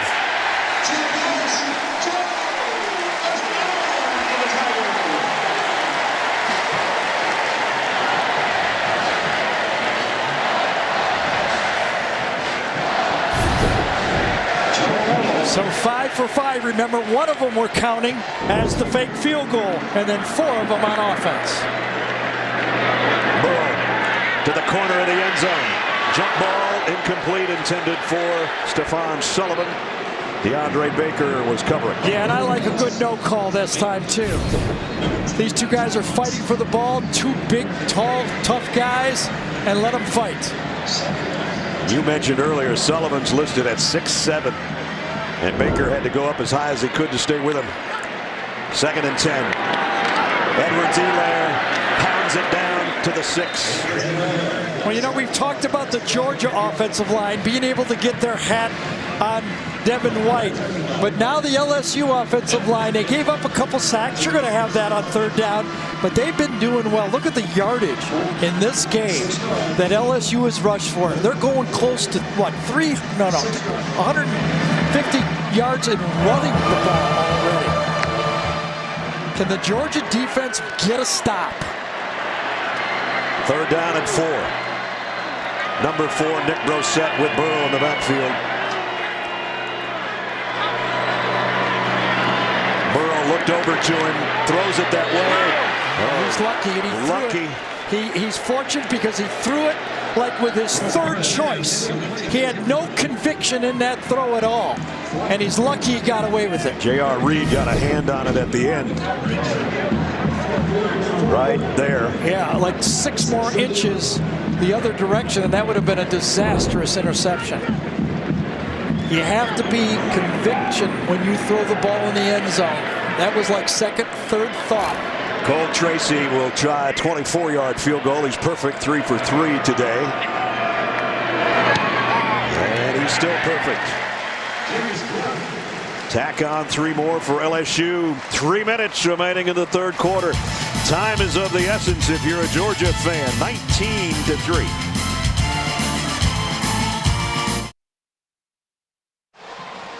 Next Saturday, Home Depot SEC on CBS features number 1 Alabama, led by Heisman favorite Tua Tagovailoa, taking on Tennessee. 3rd Saturday of October, the best game for the best conference kicks off State Farm College football today. Zook and the guys, 3 Eastern on CBS. Big win for Tennessee today. Yeah, for sure. Our aerial coverage is sponsored by State Farm, here to help life go right.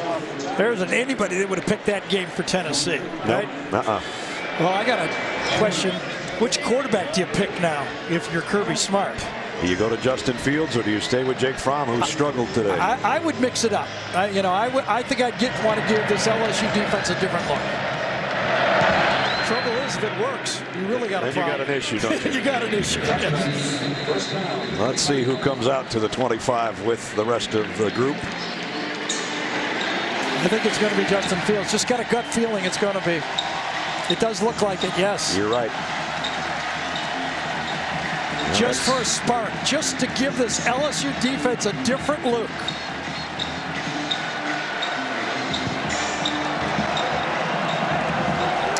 The trick here is you can't be one-dimensional. Against this good elite defense, you got to force LSU to play pass and run, not just one way. He only played 1 snap against Missouri. This is his 2nd snap today, and he got maybe 2 yards. And then he got swarmed under. And they're basically playing him as a wildcat quarterback. See, I mean, he was back there. They were playing him run all the way. And Fromm comes back on the field. So he had 2 snaps, 2 runs, and number 11 comes back out. Yeah, that's not how I'd use him. If I'm going to use him, I'd use him. Holyfield behind Fromm. Isaac Nauta, the tight end in motion. Play action. Fromm throws on the sideline. Caught by Nauta. And a first down. A little wheel route. Had man-to-man coverage from Devin White, number 40. And Devin had no idea where the football was. Isaac Nauta had complete advantage when the ball was in the air. Nauta, the leading receiver for Georgia today. That's his 3rd catch for 47 yards. And a first down in LSU territory at the 49. Under 2 to play in the 3rd. Late blitz coming from Devin White. Fromm's going deep sideline. And Riley Ridley is looking for a flag. And did he get one? He might have on Greedy Williams. Greedy's saying it wasn't catchable. It might be because he was getting a little greedy over there. Let's see. Well, when you do it on that bench, you better be good at it because it'll get caught all the Pass time. interference. Defense, number 29. 15-yard penalty. Correction, spot foul. Automatic first down. Grabbed his jersey early and kept a hold of it, the face mask even, didn't he? Exactly. Yeah, that was an easy one. That could have happened on either bench. It would have been called. So Kirby Smart on the sideline. Georgia first down by penalty. Demetrius Robertson in the lineup for Georgia right now. Here's a flea flicker. Fromm throws on the sideline, and it's Robertson. He hasn't made an appearance since that end around that went for about 82 yards or 72 yards earlier this season for a touchdown. The transfer from California, you're right. Remember, they've given it to him before. Now they wheel him up the sideline and wide open on the play. No chance. John Battle was supposed to have him, but he didn't have him. The ruling on the field is a completed pass. They're going to see if his feet were in bounds, well, I think. He bobbled it just a bit. Let's see if he had control of it before he went out of bounds. Plus, he was backpedaling as well. Let's see if we can see the ball being bobbled or not. Not a perfect throw. He had to stop. Oh, does he have his heel on out of bounds by the time he secures the catch? 1. Yes, that's going to come back. You see the ball in midair when his left heel comes on the ground. Bobble, catch it, foot out of bounds. It's coming back. So what would have been a huge play and a first down. And it was a poor throw. But when you got a guy that wide open, you just don't want to overthrow him. If you catch it cleanly, it's going to be a catch. You catch it twice, not enough time to get that foot down going backwards. Now, we kind of rode the replay officials earlier for not getting that short yardage one. But I think overall, they're grading out pretty good here. You know, they've had the close ones on the goal line, the fourth down plays, and I think they'll call this one the right. The interception call was a good call. Yep.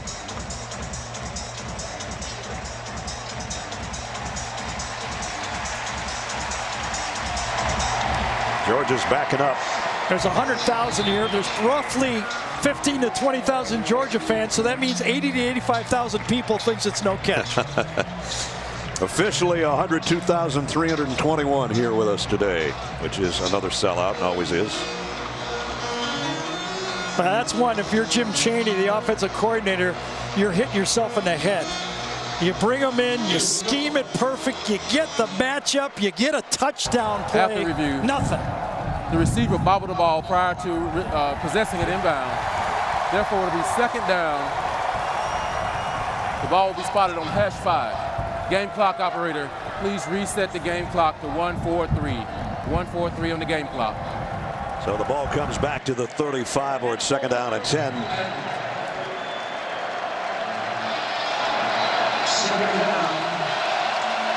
Georgia with 3 receivers to Jake Fromm's left, all in a bunch.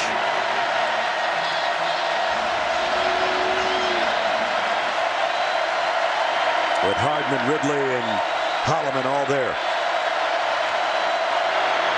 They give it to DeAndre Swift. Swift, maybe 4. Grant Delpit, again, the safety on the stop. Right, and he's in this box, in this situation, because of the 3 wide receivers. Instead of having it 7 or 8 men in the box, it's 6 or 7. So he was really the 6.5 player in the box making the play. Running out of time in the third quarter here. Third down and 6. At the 31 of the Tigers.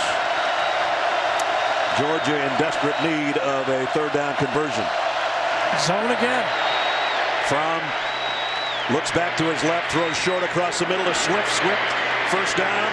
Nice job by DeAndre Swift that time. Get in front of the quarterback so he can see you. When he rolls out to his right, your job is to get in front of him. The only way you can see him is you work hard to get in front of him, and Swift did just that. Almost had a face mask at the end of that play. 45 seconds left in the quarter. First down for Georgia at the 23-yard line. Justin Fields back in the game. Along with Holyfield in the backfield. And it's Elijah Holyfield. And again, a power run. Yes. And he's still going. And this is the reason I thought they would use Justin Fields this season. Because with him in the game, the running game works better for everybody else.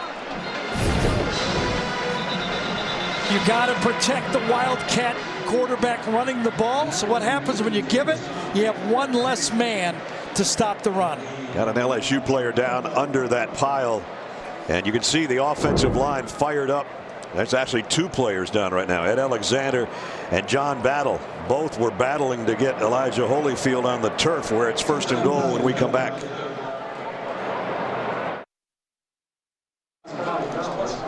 Second time today, big Ed Alexander, all 330 pounds of him, has had to take a little time to get off the field.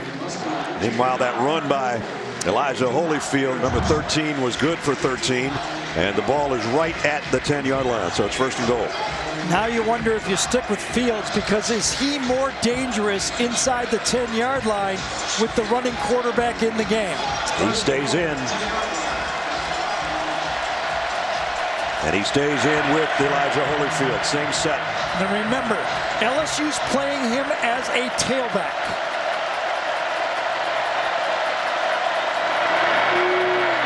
Holyfield heading to the goal line, end zone, touchdown, Elijah Holyfield.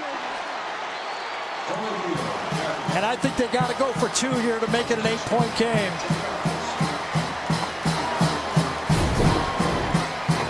Well, this is a guy that got him there. And another angry run where he takes Delpit and company and Fulton as the last man into the end zone with him. Jake Fromm's coming in for the two-point play. Trying to make it a one-possession game here in the waning seconds of the third quarter. They come up to the line in a hurry. From the pitch. Now it's an end around. And it's DeAndre Swift, and he's short. Devin White made the tackle. Well, they faked the Philadelphia play from the Super Bowl, and he kept it. It was the fake throwback to the quarterback. Give it a little work, and LSU says, no way, we're not falling for it. You could see anything at two-point play, and LSU defended it. Adam Zucker in New York with this Zaxby's update. South Carolina trailed A&M 16-0. Got half of it back. Then they go to the flea flicker. Jake Bentley up for grabs to Chavis Dawkins. He gets it. He gets the touchdown. They're 2 for 2 on two-point conversions. A&M ball early fourth. Ness, Gary? Well, Zook, we had a Jake with a flea flicker a few minutes ago here that didn't work out so well, but it did end up with an Elijah Holyfield 10-yard touchdown, his fourth on the ground this year, and it's a 10-point game. Devin White stopped the two-point conversion for LSU. And this kickoff's returnable if he chooses to, but he doesn't. Edwards-Helaire will take a knee. And our Chick-fil-A pylon cam is going to show you the end of that two-point attempt by number 7, DeAndre Swift, coming right at you. And Fulton and Devin White are there to take him out of bounds. Wow, that's pretty cool. That's how it looks up close, just like that. Big men hitting big and fast men. LSU needs to do better on first down. The second half, they've had 5 plays in the third quarter. They've got 5 total yards. We talked about how they got back in sync on second down, but they've been losing on first down. They got a fullback in there in an I formation right now, Torrey Carter. The throw's going to be out to Jefferson on a wide-out screen, and J.R. Reed's got that smelled out pretty well. Good defense. And that'll bring the third quarter to a close. A big 15 minutes coming up. Can LSU pull an upset? 19-9. We'll return to Baton Rouge right after this message and a word from your local station.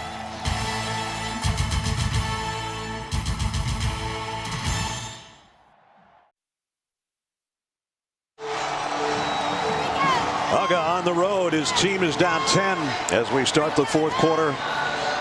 The Tigers of LSU trying to pull an upset. And they open quarter number 4 with a second down and 7 at their own 28-yard line. Burrow rolls to his right, throws on the run, knocked down, incomplete.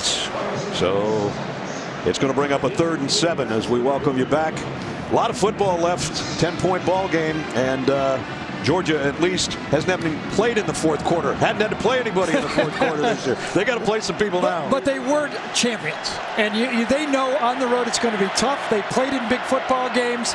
It's not going to be easy to finish this game if you're LSU. Almost picked off over there, intended for Justin Jefferson. That's 2 straight passes that could have been interceptions for Georgia. And so Georgia's going to get it right back. Yes, they are. I mean, it's tough to put away a champion. And that time, if he wasn't held by Justin Jefferson's his arm, I think Baker would have had that one. Mecole Hardman back there for Georgia saying, just give me a chance to touch it. Well, I think he's going to get one here, don't you? Unless Zach Von Rosenberg hits it a mile in the air, he might have a shot. And it is on the fly for Hardman. Trying to get to the edge, 45, midfield, into LSU territory, inside the 40. Just what the Georgia team needed. And Jeremiah Holloman did a great job of not clipping the defender on that play, getting in front of it, and making the clean block to get Holloman on his way. Georgia's defense got the stop. Their punt returner got him a big play. They still trail by 10.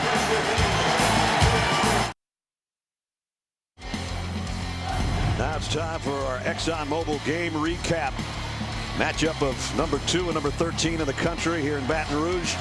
Georgia going for a fake field goal. Wouldn't they love to have that one back right now? Score would be 19-12, but they failed on 4th down. Meanwhile, LSU thriving on 4th down today, including a sneak from less than a yard for Joe Burrow. Burrow, a big hookup of 50 yards to Jefferson, got him in field goal range again. And then when they have field goal range, they don't miss. At least this guy doesn't. Cole Tracy, perfect 4 for 4 today. Jake Fromm, a third-quarter interception in Georgia territory, a sensational interception. And then they finally got something going on offense, giving it to Elijah Holyfield, who got him down to the 10 and then took him in from the 10. And that's where we are right now at 19-9. They're going to come back with Jake Fromm. The effectiveness of Justin Fields as you look at Kirby Smart, who's making all these decisions. You know, he had an idea, had a game plan to go for the fake field goal. He had the look. You go with it. He's used both quarterbacks. He's making all the decisions here to get his team into this football game, back into this football game. Most points Georgia's been down in 12 years in this quarter in this situation. But they've got their best starting field position as well at the 38-yard line. Brian Harrion behind Jake Fromm. They're going to give it to Mecole Hardman trying to sweep. And all over that is John Battle, along with Devin White. No gain. Yeah, the last time we saw John Battle, he was walking off the field injured. Well, he walked back on and made a great play. Again, stay outside, know where your help is, and then force and make the tackle. And now Justin Fields comes back out at quarterback on a 2nd down and 10 as Jake Fromm goes to the sideline at least for this snap. And the reason the value of Fields is that the LSU defense has to play him as a runner, and it makes the other runner more dangerous. 2 tight ends in there. They'll give it off to Brian Harrion, who hesitated for a moment. Then Devin White wrapped him up, and he got help from his friends. Got a positive gain out of what could have been nothing. And now it's coming up to 3rd down and 6. Fromm back in, Fields out.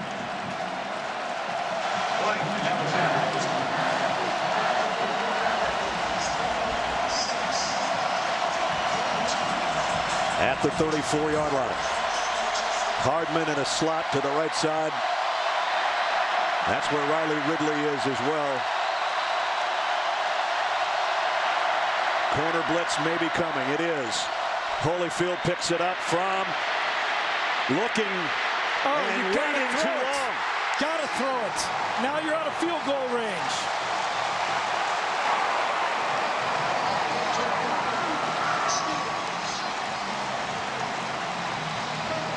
A loss of 9. You see Kirby right there. I gave you the ball.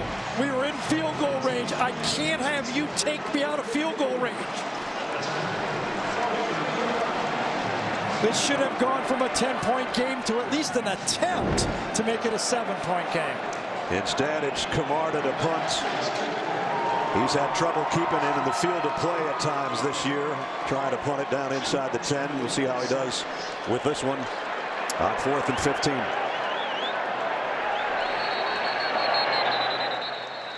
And whistles blow this one dead. Yeah, not a big deal. Probably delay a game.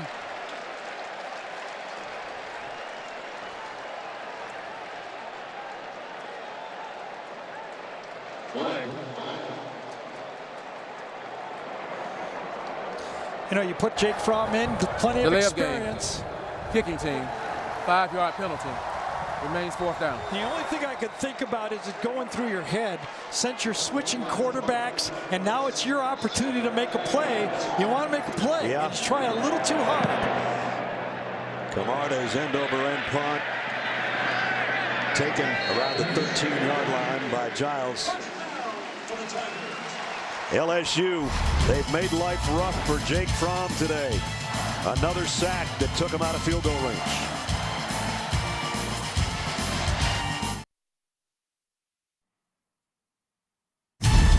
The Home Depot SEC on CBS is sponsored by Walt Disney World Resort, Kia Forte,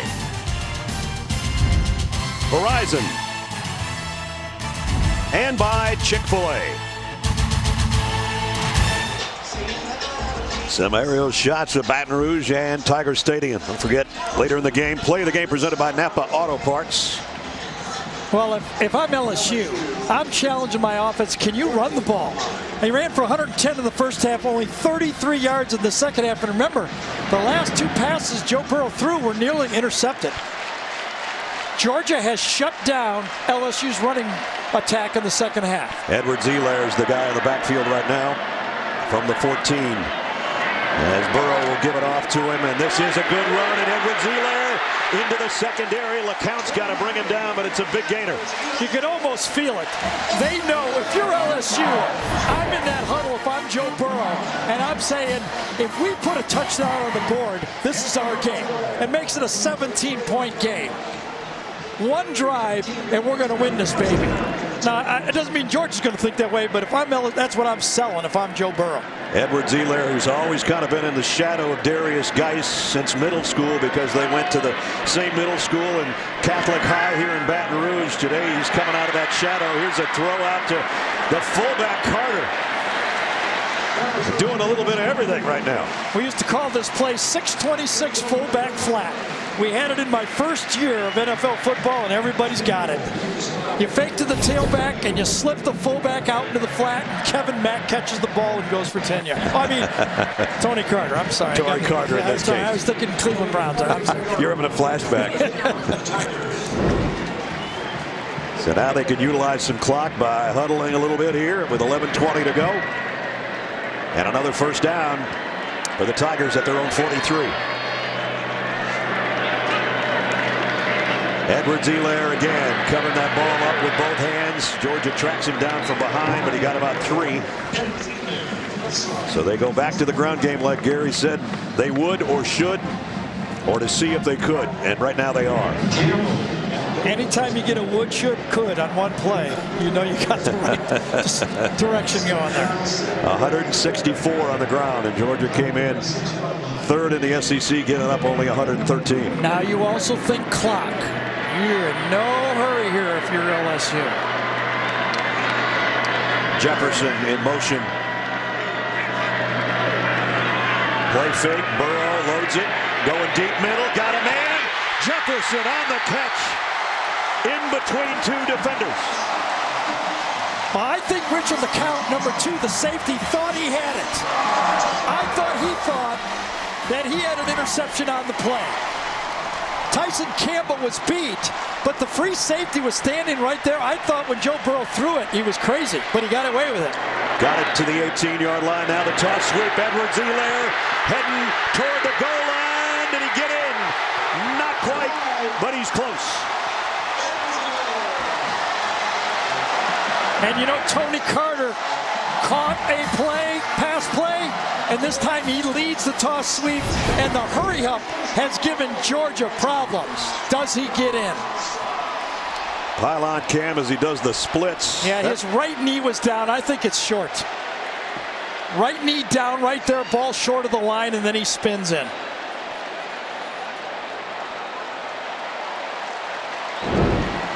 They line it up again, that close. Burrow again, that close. Touchdown, LSU.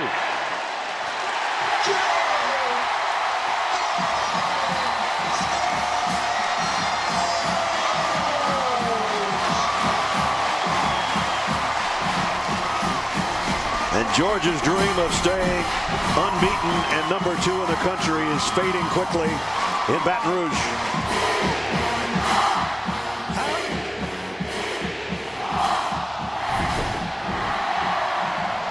You knew this one was coming, and after Joe makes the touchdown, he comes back out and beating his chest. Remember, after last week, he was the guy that everybody said lost the game. He had to gut it up and come back and play this week. Cole Tracy's point after is good.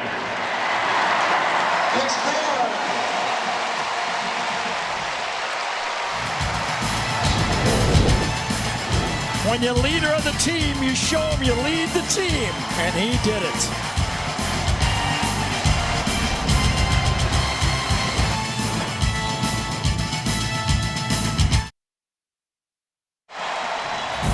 And now do Project Smarter, presented by the Home Depot. Smart to have a quarterback like this guy. And you know, what do you do when you're building a toolbox? The first thing you buy, if you're smart, is a hammer. And when you're in 4th down, and you got it that much, you just hammer it home.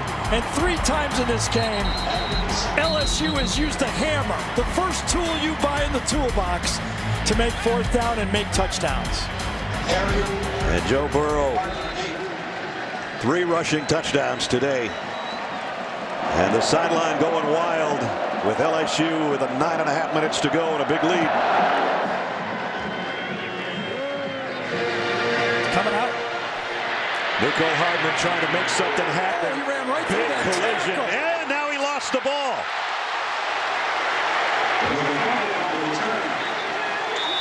LSU, I think, has got it. Might have been the kicker, Atkins. They got the ball, LSU does. Holy cow.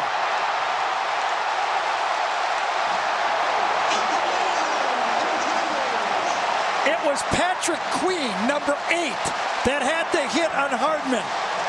And I was impressed with the way Nico Hardman ran right through that tackle. But bad things happened after that. The ball popped loose, and then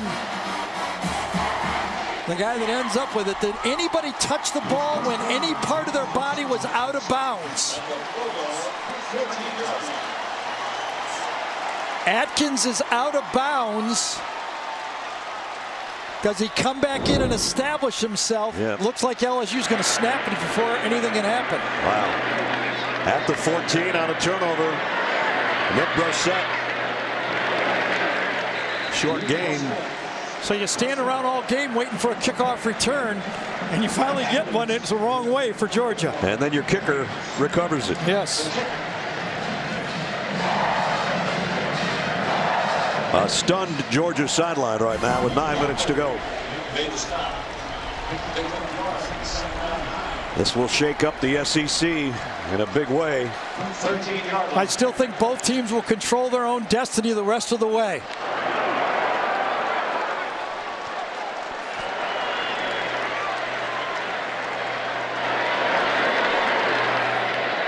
Taking all of that clock down to 2 seconds. And Brossette hit immediately by Natrez Patrick. Might have gotten a yard out of it. And it's 3rd down. Nico Hardman on the sideline.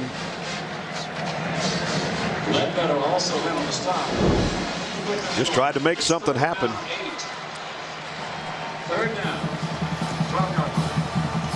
Remember, his 27-yard punt return earlier went for naught because they had their best starting field position, Georgia did, and they didn't get anything out of it at the 38-yard line. So he had a good punt return. Previous play, kick return, not so good. Yeah, you can't blame a guy bringing a kickoff out. No. His speed, down the score away it is, you got to try that. And now LSU's going to take a timeout as they took all of that clock. First charge time out of the half. 7:50 remaining here.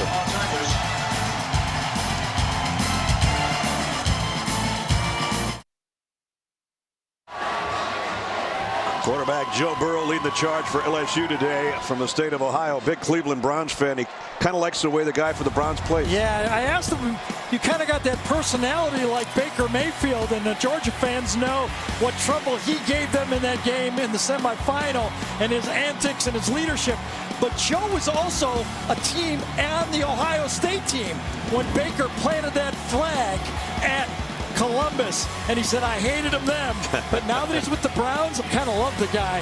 He has that personality, that leadership personality of I want it all on me, and Joe Burrow has brought it to this team today. Has he ever? 3rd down and 8 right here at the 12-yard line. Moore, the tight end, in motion. They just keep it on the ground. Brossette, the safe play, is wrapped up by Jordan Davis. And so the guy that is perfect on the day probably coming out for another field goal attempt. There's a flag down, though. Illegal formation against the offense. More than 4 players in the backfield. That penalty is declined. 4th down. So the guy that's been Mr. Automatic so far for the most part, Cole Tracy, comes out. He already won the Fred Mitchell Award for the best non-FBS kicker when he was kicking at Assumption College, where he hit 68 field goals. And now he says he wouldn't mind being the Groza Award winner. Nobody's ever been able to do that because he transferred here. And right now he's on a pretty good roll. I got a feeling that'll be an Affleck question in a few years. Yeah. Don't you think if he does both? Chris Carney, my buddy, who put that Fred Mitchell Award together, gave me that nugget last night. And he's still perfect. 5 for 5. Well, it's obviously going to take 3 touchdowns. That's a whole lot to ask with 7 minutes and 20 seconds remaining.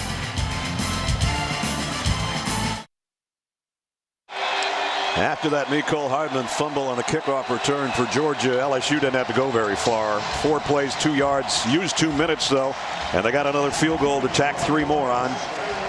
Yeah, they were not going to give up those 3 points. They wanted to make it a 3-touchdown lead. Hardman will just let this one sail into the end zone. That'll be interesting to see who comes out to play quarterback for Georgia. It's going to be Jake Fromm. Because now they know they have to pass. It's not that Justin Fields can't pass, but they haven't let him today. Yeah, I actually was thinking the opposite. I was thinking they might let Justin Fields go in there and just try to scramble and run and throw around and see if he could get some experience throwing the ball, because if they're going to come back and win the championship, I think they're going to have Fields be more of a weapon than just run the ball when he comes in.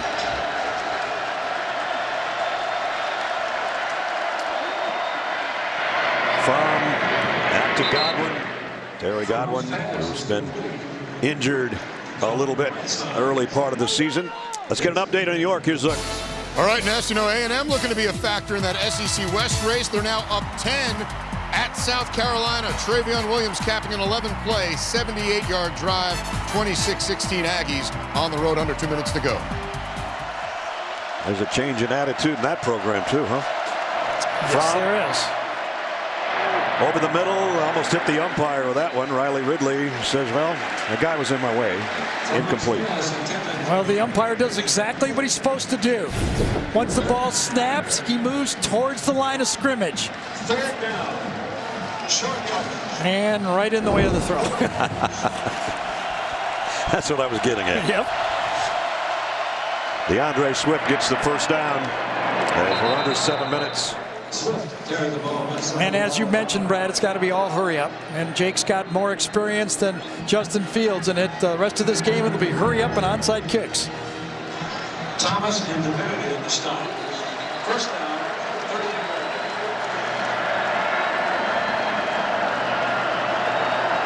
30. Officials were stopping play. They hadn't gotten the chains moved on the far side. They still don't have them set, but Fromm's going to throw on the sideline anyway. Complete to Riley Ridley. Trying to get a little work done to get it down to the 25. Well, Riley Ridley has been looking over the bench for some throws for about 2.5 quarters. And this time he's matched up against the All-American Greedy Williams, but it's a perfect throw from Jake Fromm, the back shoulder throw that he's so good at. They finally got the chain set again. Georgia's trying to go hurry up, and I think they need a younger chain gang. They're having a hard time getting down the field. At the 27. From to the end zone, touchdown, Riley Ridley. And there's the first score they needed. Boy, he looked like his brother that time. He faked the corner route. He got on the safety and burned it badly to the middle. Watch him come into the safety, run on battle, fake the out, and just run right across his face. We've seen Kelvin run that one exactly like that. Georgia utilized their time very well there. Only took them 1:20 to get it in the end zone. Blankenship for the point after. 29-16. Blankenship's kick is good. As Georgia goes 75 yards. So now it'll be another decision by Kirby Smart. Does he go onside kick now or kick it deep? We are the birthplace of American public higher education. We are leaders and world-class researchers. Our ideas change lives. We take promising students and turn them into Rhodes Scholars. We are the committed. Because we thrive when the stakes are the highest. We keep at it till we emerge victorious.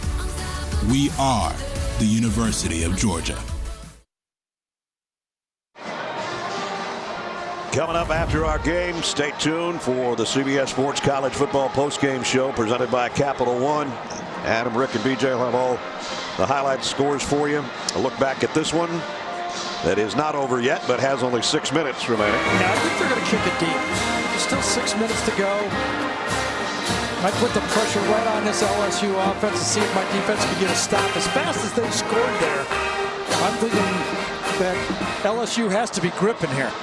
Now they've got everybody up close, the Tigers that is, and one lone man back at the 20 is Edwards Elair. You see all 10 guys between the 45 and the 50, and Elair is all by himself back there inside the 20. So they're anticipating the onside kick. A lot of space if you pooch this one high in the middle of the field. How will they do it? And it's a line drive. Edwards Elair takes it on the hop at the 17 and knocked out of bounds shortly after the 20. Let's take a look at the top 10 today. Alabama playing tonight against Missouri. Georgia's in a bunch of trouble here. Ohio State a winner over the Gophers. Clemson's not playing. And Notre Dame had struggles with Pittsburgh but won. West Virginia. Remember that game West Virginia was supposed to play NC State? Yes. That might cost them dearly. Absolutely. And they got stormed out as NC State's undefeated going into the day. Hey, still got a ball game here. Big time. If you're Georgia, get a stop and see what happens. Brosette.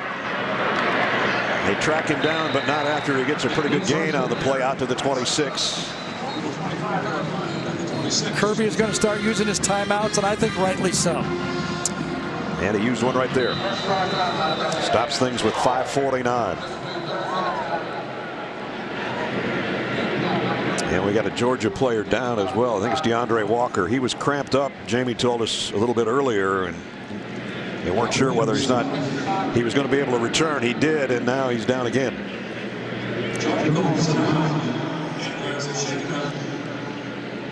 Kirby Smart, 27-7 in his third year. And a lot of people had hopes that they could run the table all the way into the SEC championship game and defend their SEC title. And they may have to run the table now to get to that point if they don't win this game. And right now they're not in good shape. Florida a winner today. They came from behind to win, so it would be a tie atop the division. Kentucky is yet to come on Georgia's schedule, as is Florida down in Jacksonville. We'll be there in a couple of weeks. So that's how it looks. Meanwhile, LSU trying to keep the heat on Alabama and trying to bounce back from their only loss in the conference to Florida last week. So how about when we talk to Kirby about his experience here as an assistant coach with Alabama in a big game, and he told the story about when there was a late turnover by Alabama. LSU had the ball in plus territory. They got a 3-and-out. There was a personal foul, and all of a sudden a game that looked like was going to go LSU's way, we just persevered, kept playing, and got back in the game with a late screen pass to win it. He said, we maybe shouldn't have won that one, but we did. He's 11-1 in this stadium as a coach or as a player. Brosette. And Brosette gets to the next level. Big first down run. Nice cut back that time. Brosette was very patient. Ran with his eyes.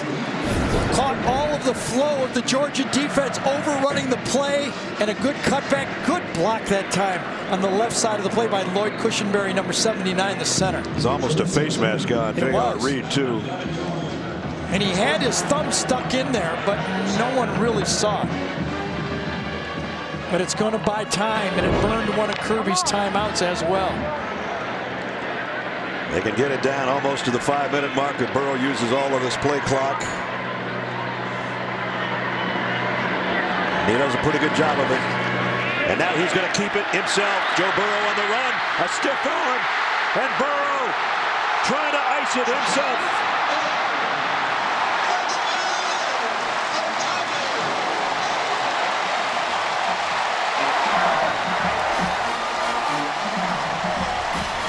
tell you, when we met with him, you could tell he had those competitive instincts. When you walk away and you compete at Ohio State for a job and you lose and you say, you know where I'm going to go? I'm going to go to LSU. I know I got to play Alabama. I know I got to play Georgia. I want the challenge. He's taken it, and he has come through for this team. What a day for Joe Burrow. A 59-yard run to the 4-yard line.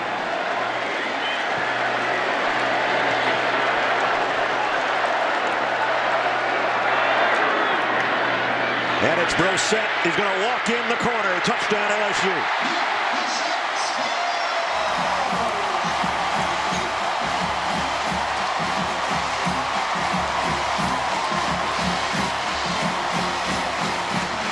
What a performance by the Tigers on their home field today. With those two big runs, LSU is over 250 yards rushing. They're at 262.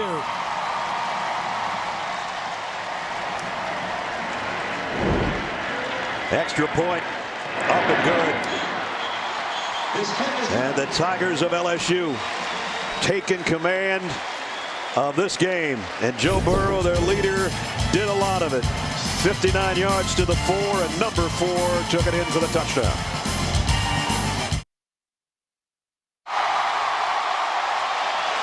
LSU by 20 with 4:14 remaining. We saw them win big on the road earlier this year against Auburn. They did that last year, and it kind of set them up for the same sort of situation they're in right now.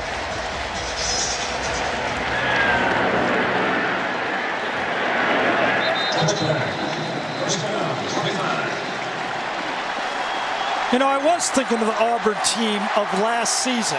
Remember when they lost that game here against LSU? Everybody said, oh, they're out of it, they're out of it. But they knew they had Georgia and Alabama coming. We did those 2 games, those 2 late wins. They would, if they would have won the SEC championship, would have been in the playoffs. Well, that's what LSU has now. They blow that game to Florida, and everybody says, oh, they're out of it. But they have the opportunity to play the number 2 and the number 1 team at home, and they've got Alabama coming here to play in this place. The way they're playing today, they can give anybody a game. Absolutely. Mississippi State comes next week, and then Alabama. Remember, LSU already in the first month of the season beat 2 then top 10 teams. Now they're taking down number 2. So you look at their strength of schedule and who they've beaten, and you know, there's not many people that have done what they've done. And it was a close, obviously, really close game against Auburn to win there. But any win on the road in the SEC is a big win. Here's Elijah Holyfield out of the backfield, and Delpit puts him down. It does make the East race wide open. I mean, as you look at LSU's schedule, we talked about Mississippi State and then the traditional bye before Alabama. And then they still got A&M on the road at the end, but you worry about that later, right? Yeah, you worry about that in a month or so. Exactly. But boy, is the East wide open now, huh? Jake Fromm throwing deep. That's going to be intercepted. There was 2 guys there. Greedy Williams wanted it, and John Battle took it away from him. Yeah. I think Greedy Williams was just cruising under the ball, and it bounced off of him, and Battle gets it. Second interception of the year for Battle. Christian Fulton had one earlier today. Greedy Williams, who also has 2 interceptions on the season for LSU. Top of the screen. He's not going to bite for anything short.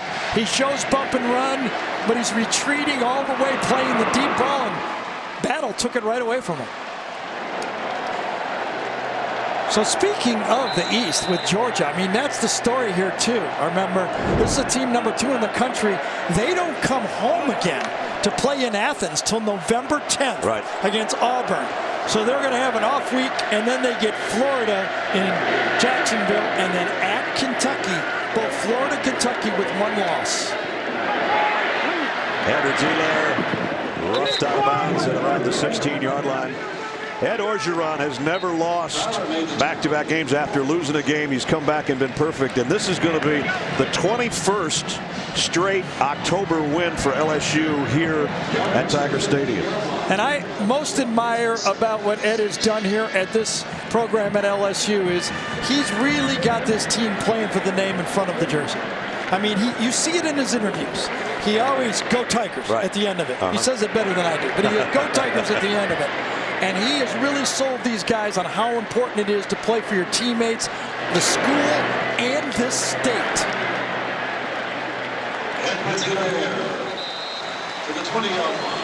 Let's get another update in New York. Here's Adam Zucker. All right, Ness, number 10 UCF at risk with that 18-game winning streak, but they're up one after trailing by 16. Memphis ball, time running out. Brady White to Tony Pollard. No timeouts left. He's brought down in bounds. Time runs out. UCF's won 19 in a row. A&M also a winner by 3 at SC. See you on the postgame show. We'll see in 2 minutes, 20 seconds. I got a question for the guys on the postgame show. How many in a row does UCF have to win before the committees takes them serious? Well, they're in the top 10 now, so I know, but if they keep winning, come on, they're going to be in the 20s. Edwards-Helaire holding on to that ball with both hands. Do want to talk about Georgia. I still think they control their own destiny. Come on, let's think about this. If they win out, win the East. Okay, doesn't matter where anybody's ranked, just win the rest of your games, and if you beat an undefeated Alabama team, the SEC champion is going to be in with 1 loss. It's right in front of you. There's what's left of their schedule. 3 ranked teams, then UMass and their annual battle, in-state rival Georgia Tech. Down to 1:30. This might be the end of the 2 teams from the SEC in the playoffs, though. A lot of stuff will have to happen for 2 teams to get in now. Notre Dame kept their hopes alive today by coming from behind. Coming up tonight on CBS with NCIS, followed by Magnum PI, and then a new edition of 48 Hours tonight, only CBS. Thinking about Ed Orgeron, the story he told yesterday. He and his wife Kelly were going home the other day. They stopped and picked up some white beans and rice. He made a little mixture, and he said, I got home, I didn't have anything to eat it with, and something smelled really good. He said my neighbor was cooking, grilling out. He said he came over and he had like a blue cheeseburger, but it was only a half a burger. He said it was great with my beans and rice. And then the guy said, you know, Coach, we enjoyed being at the game last time and we sat in the box. He said, if you want to come to the Georgia game, you better bring more than a half a hamburger. Well, I'll tell you what, LSU played more than a half a game, and they deserve this one. Yeah, this was a steak day. You bet. Georgia falls to 6-1 and 4-1. LSU climbs to 6-1 and 3-1. So there'll be a shakeup in the top 15 in the country as LSU will move forward in the rankings and Georgia will fall. Big home win for Coach O, and he's with Jamie right now down on the field. Coach, once again, we find ourselves in a melee in a game that you guys weren't expected to win. How did you get this one done? Tremendous team effort. Our guys were hungry all week. A lot of respect for Georgia. We know we have to play our best ball. This is our best game by far of the year. When did you know you took this game over? You know, I just felt that the whole game, when we came out in the first half to play the way we did, we could physically stand with them. We stopped their running in the second quarter. I felt good about it. Joe Burrow, the toughness, the way, I know what people want to tell him how to slide and how to get out of bounds, but his toughness today really carried you guys? No question. Joe's tough. He's a leader. Give credit to the offensive line. This is a great defense to put the amount of points we had. Just a tremendous team win. Coach, thank you. Congrats. Go Tigers. You knew she was going to wait for that last 2 words. Go Tigers, and it'll probably cost him a little bit by the crowd on the field. But it's time now for the play of the game presented by Napa Auto Parts. And I said, don't you think Georgia'd like to have this one back? Fake field goal attempt. Rodrigo Blankenship trying to get to the first down sticks and then lost the ball. LSU took over and then took over the game, really. And here's how Chris Blair called it on the LSU Tiger Radio Network. Smart far side kicking towards the south end zone. On the year, he's 9 of 11 on field goals, and it's a fake. They pitch it coming to Blankenship near side, and he will be tackled. Lost the ball. Tigers may have it. They do at the 17-yard line. Bulldogs try to pull the gadget back, and it blows up in their face. Devin White comes up with a loose ball as they pitched it back to Blankenship. He was dead to rights at about the 15-yard line. Tigers had it all smothered up. And that's the scene at Tiger Stadium as they rush the field after picking off the number 2 team in the country by 20, 36-16 final score. That's going to do it for us. We'll be in Knoxville next week. Hope you join us then. For Gary Danielson and Jamie Erdahl, I'm Brad Nessler saying so long from Baton Rouge. Final score, 36-16, the Tigers with the upset. The CBS Sports College Football Postgame Show presented by Capital One is up next right after these messages. So long from Baton Rouge.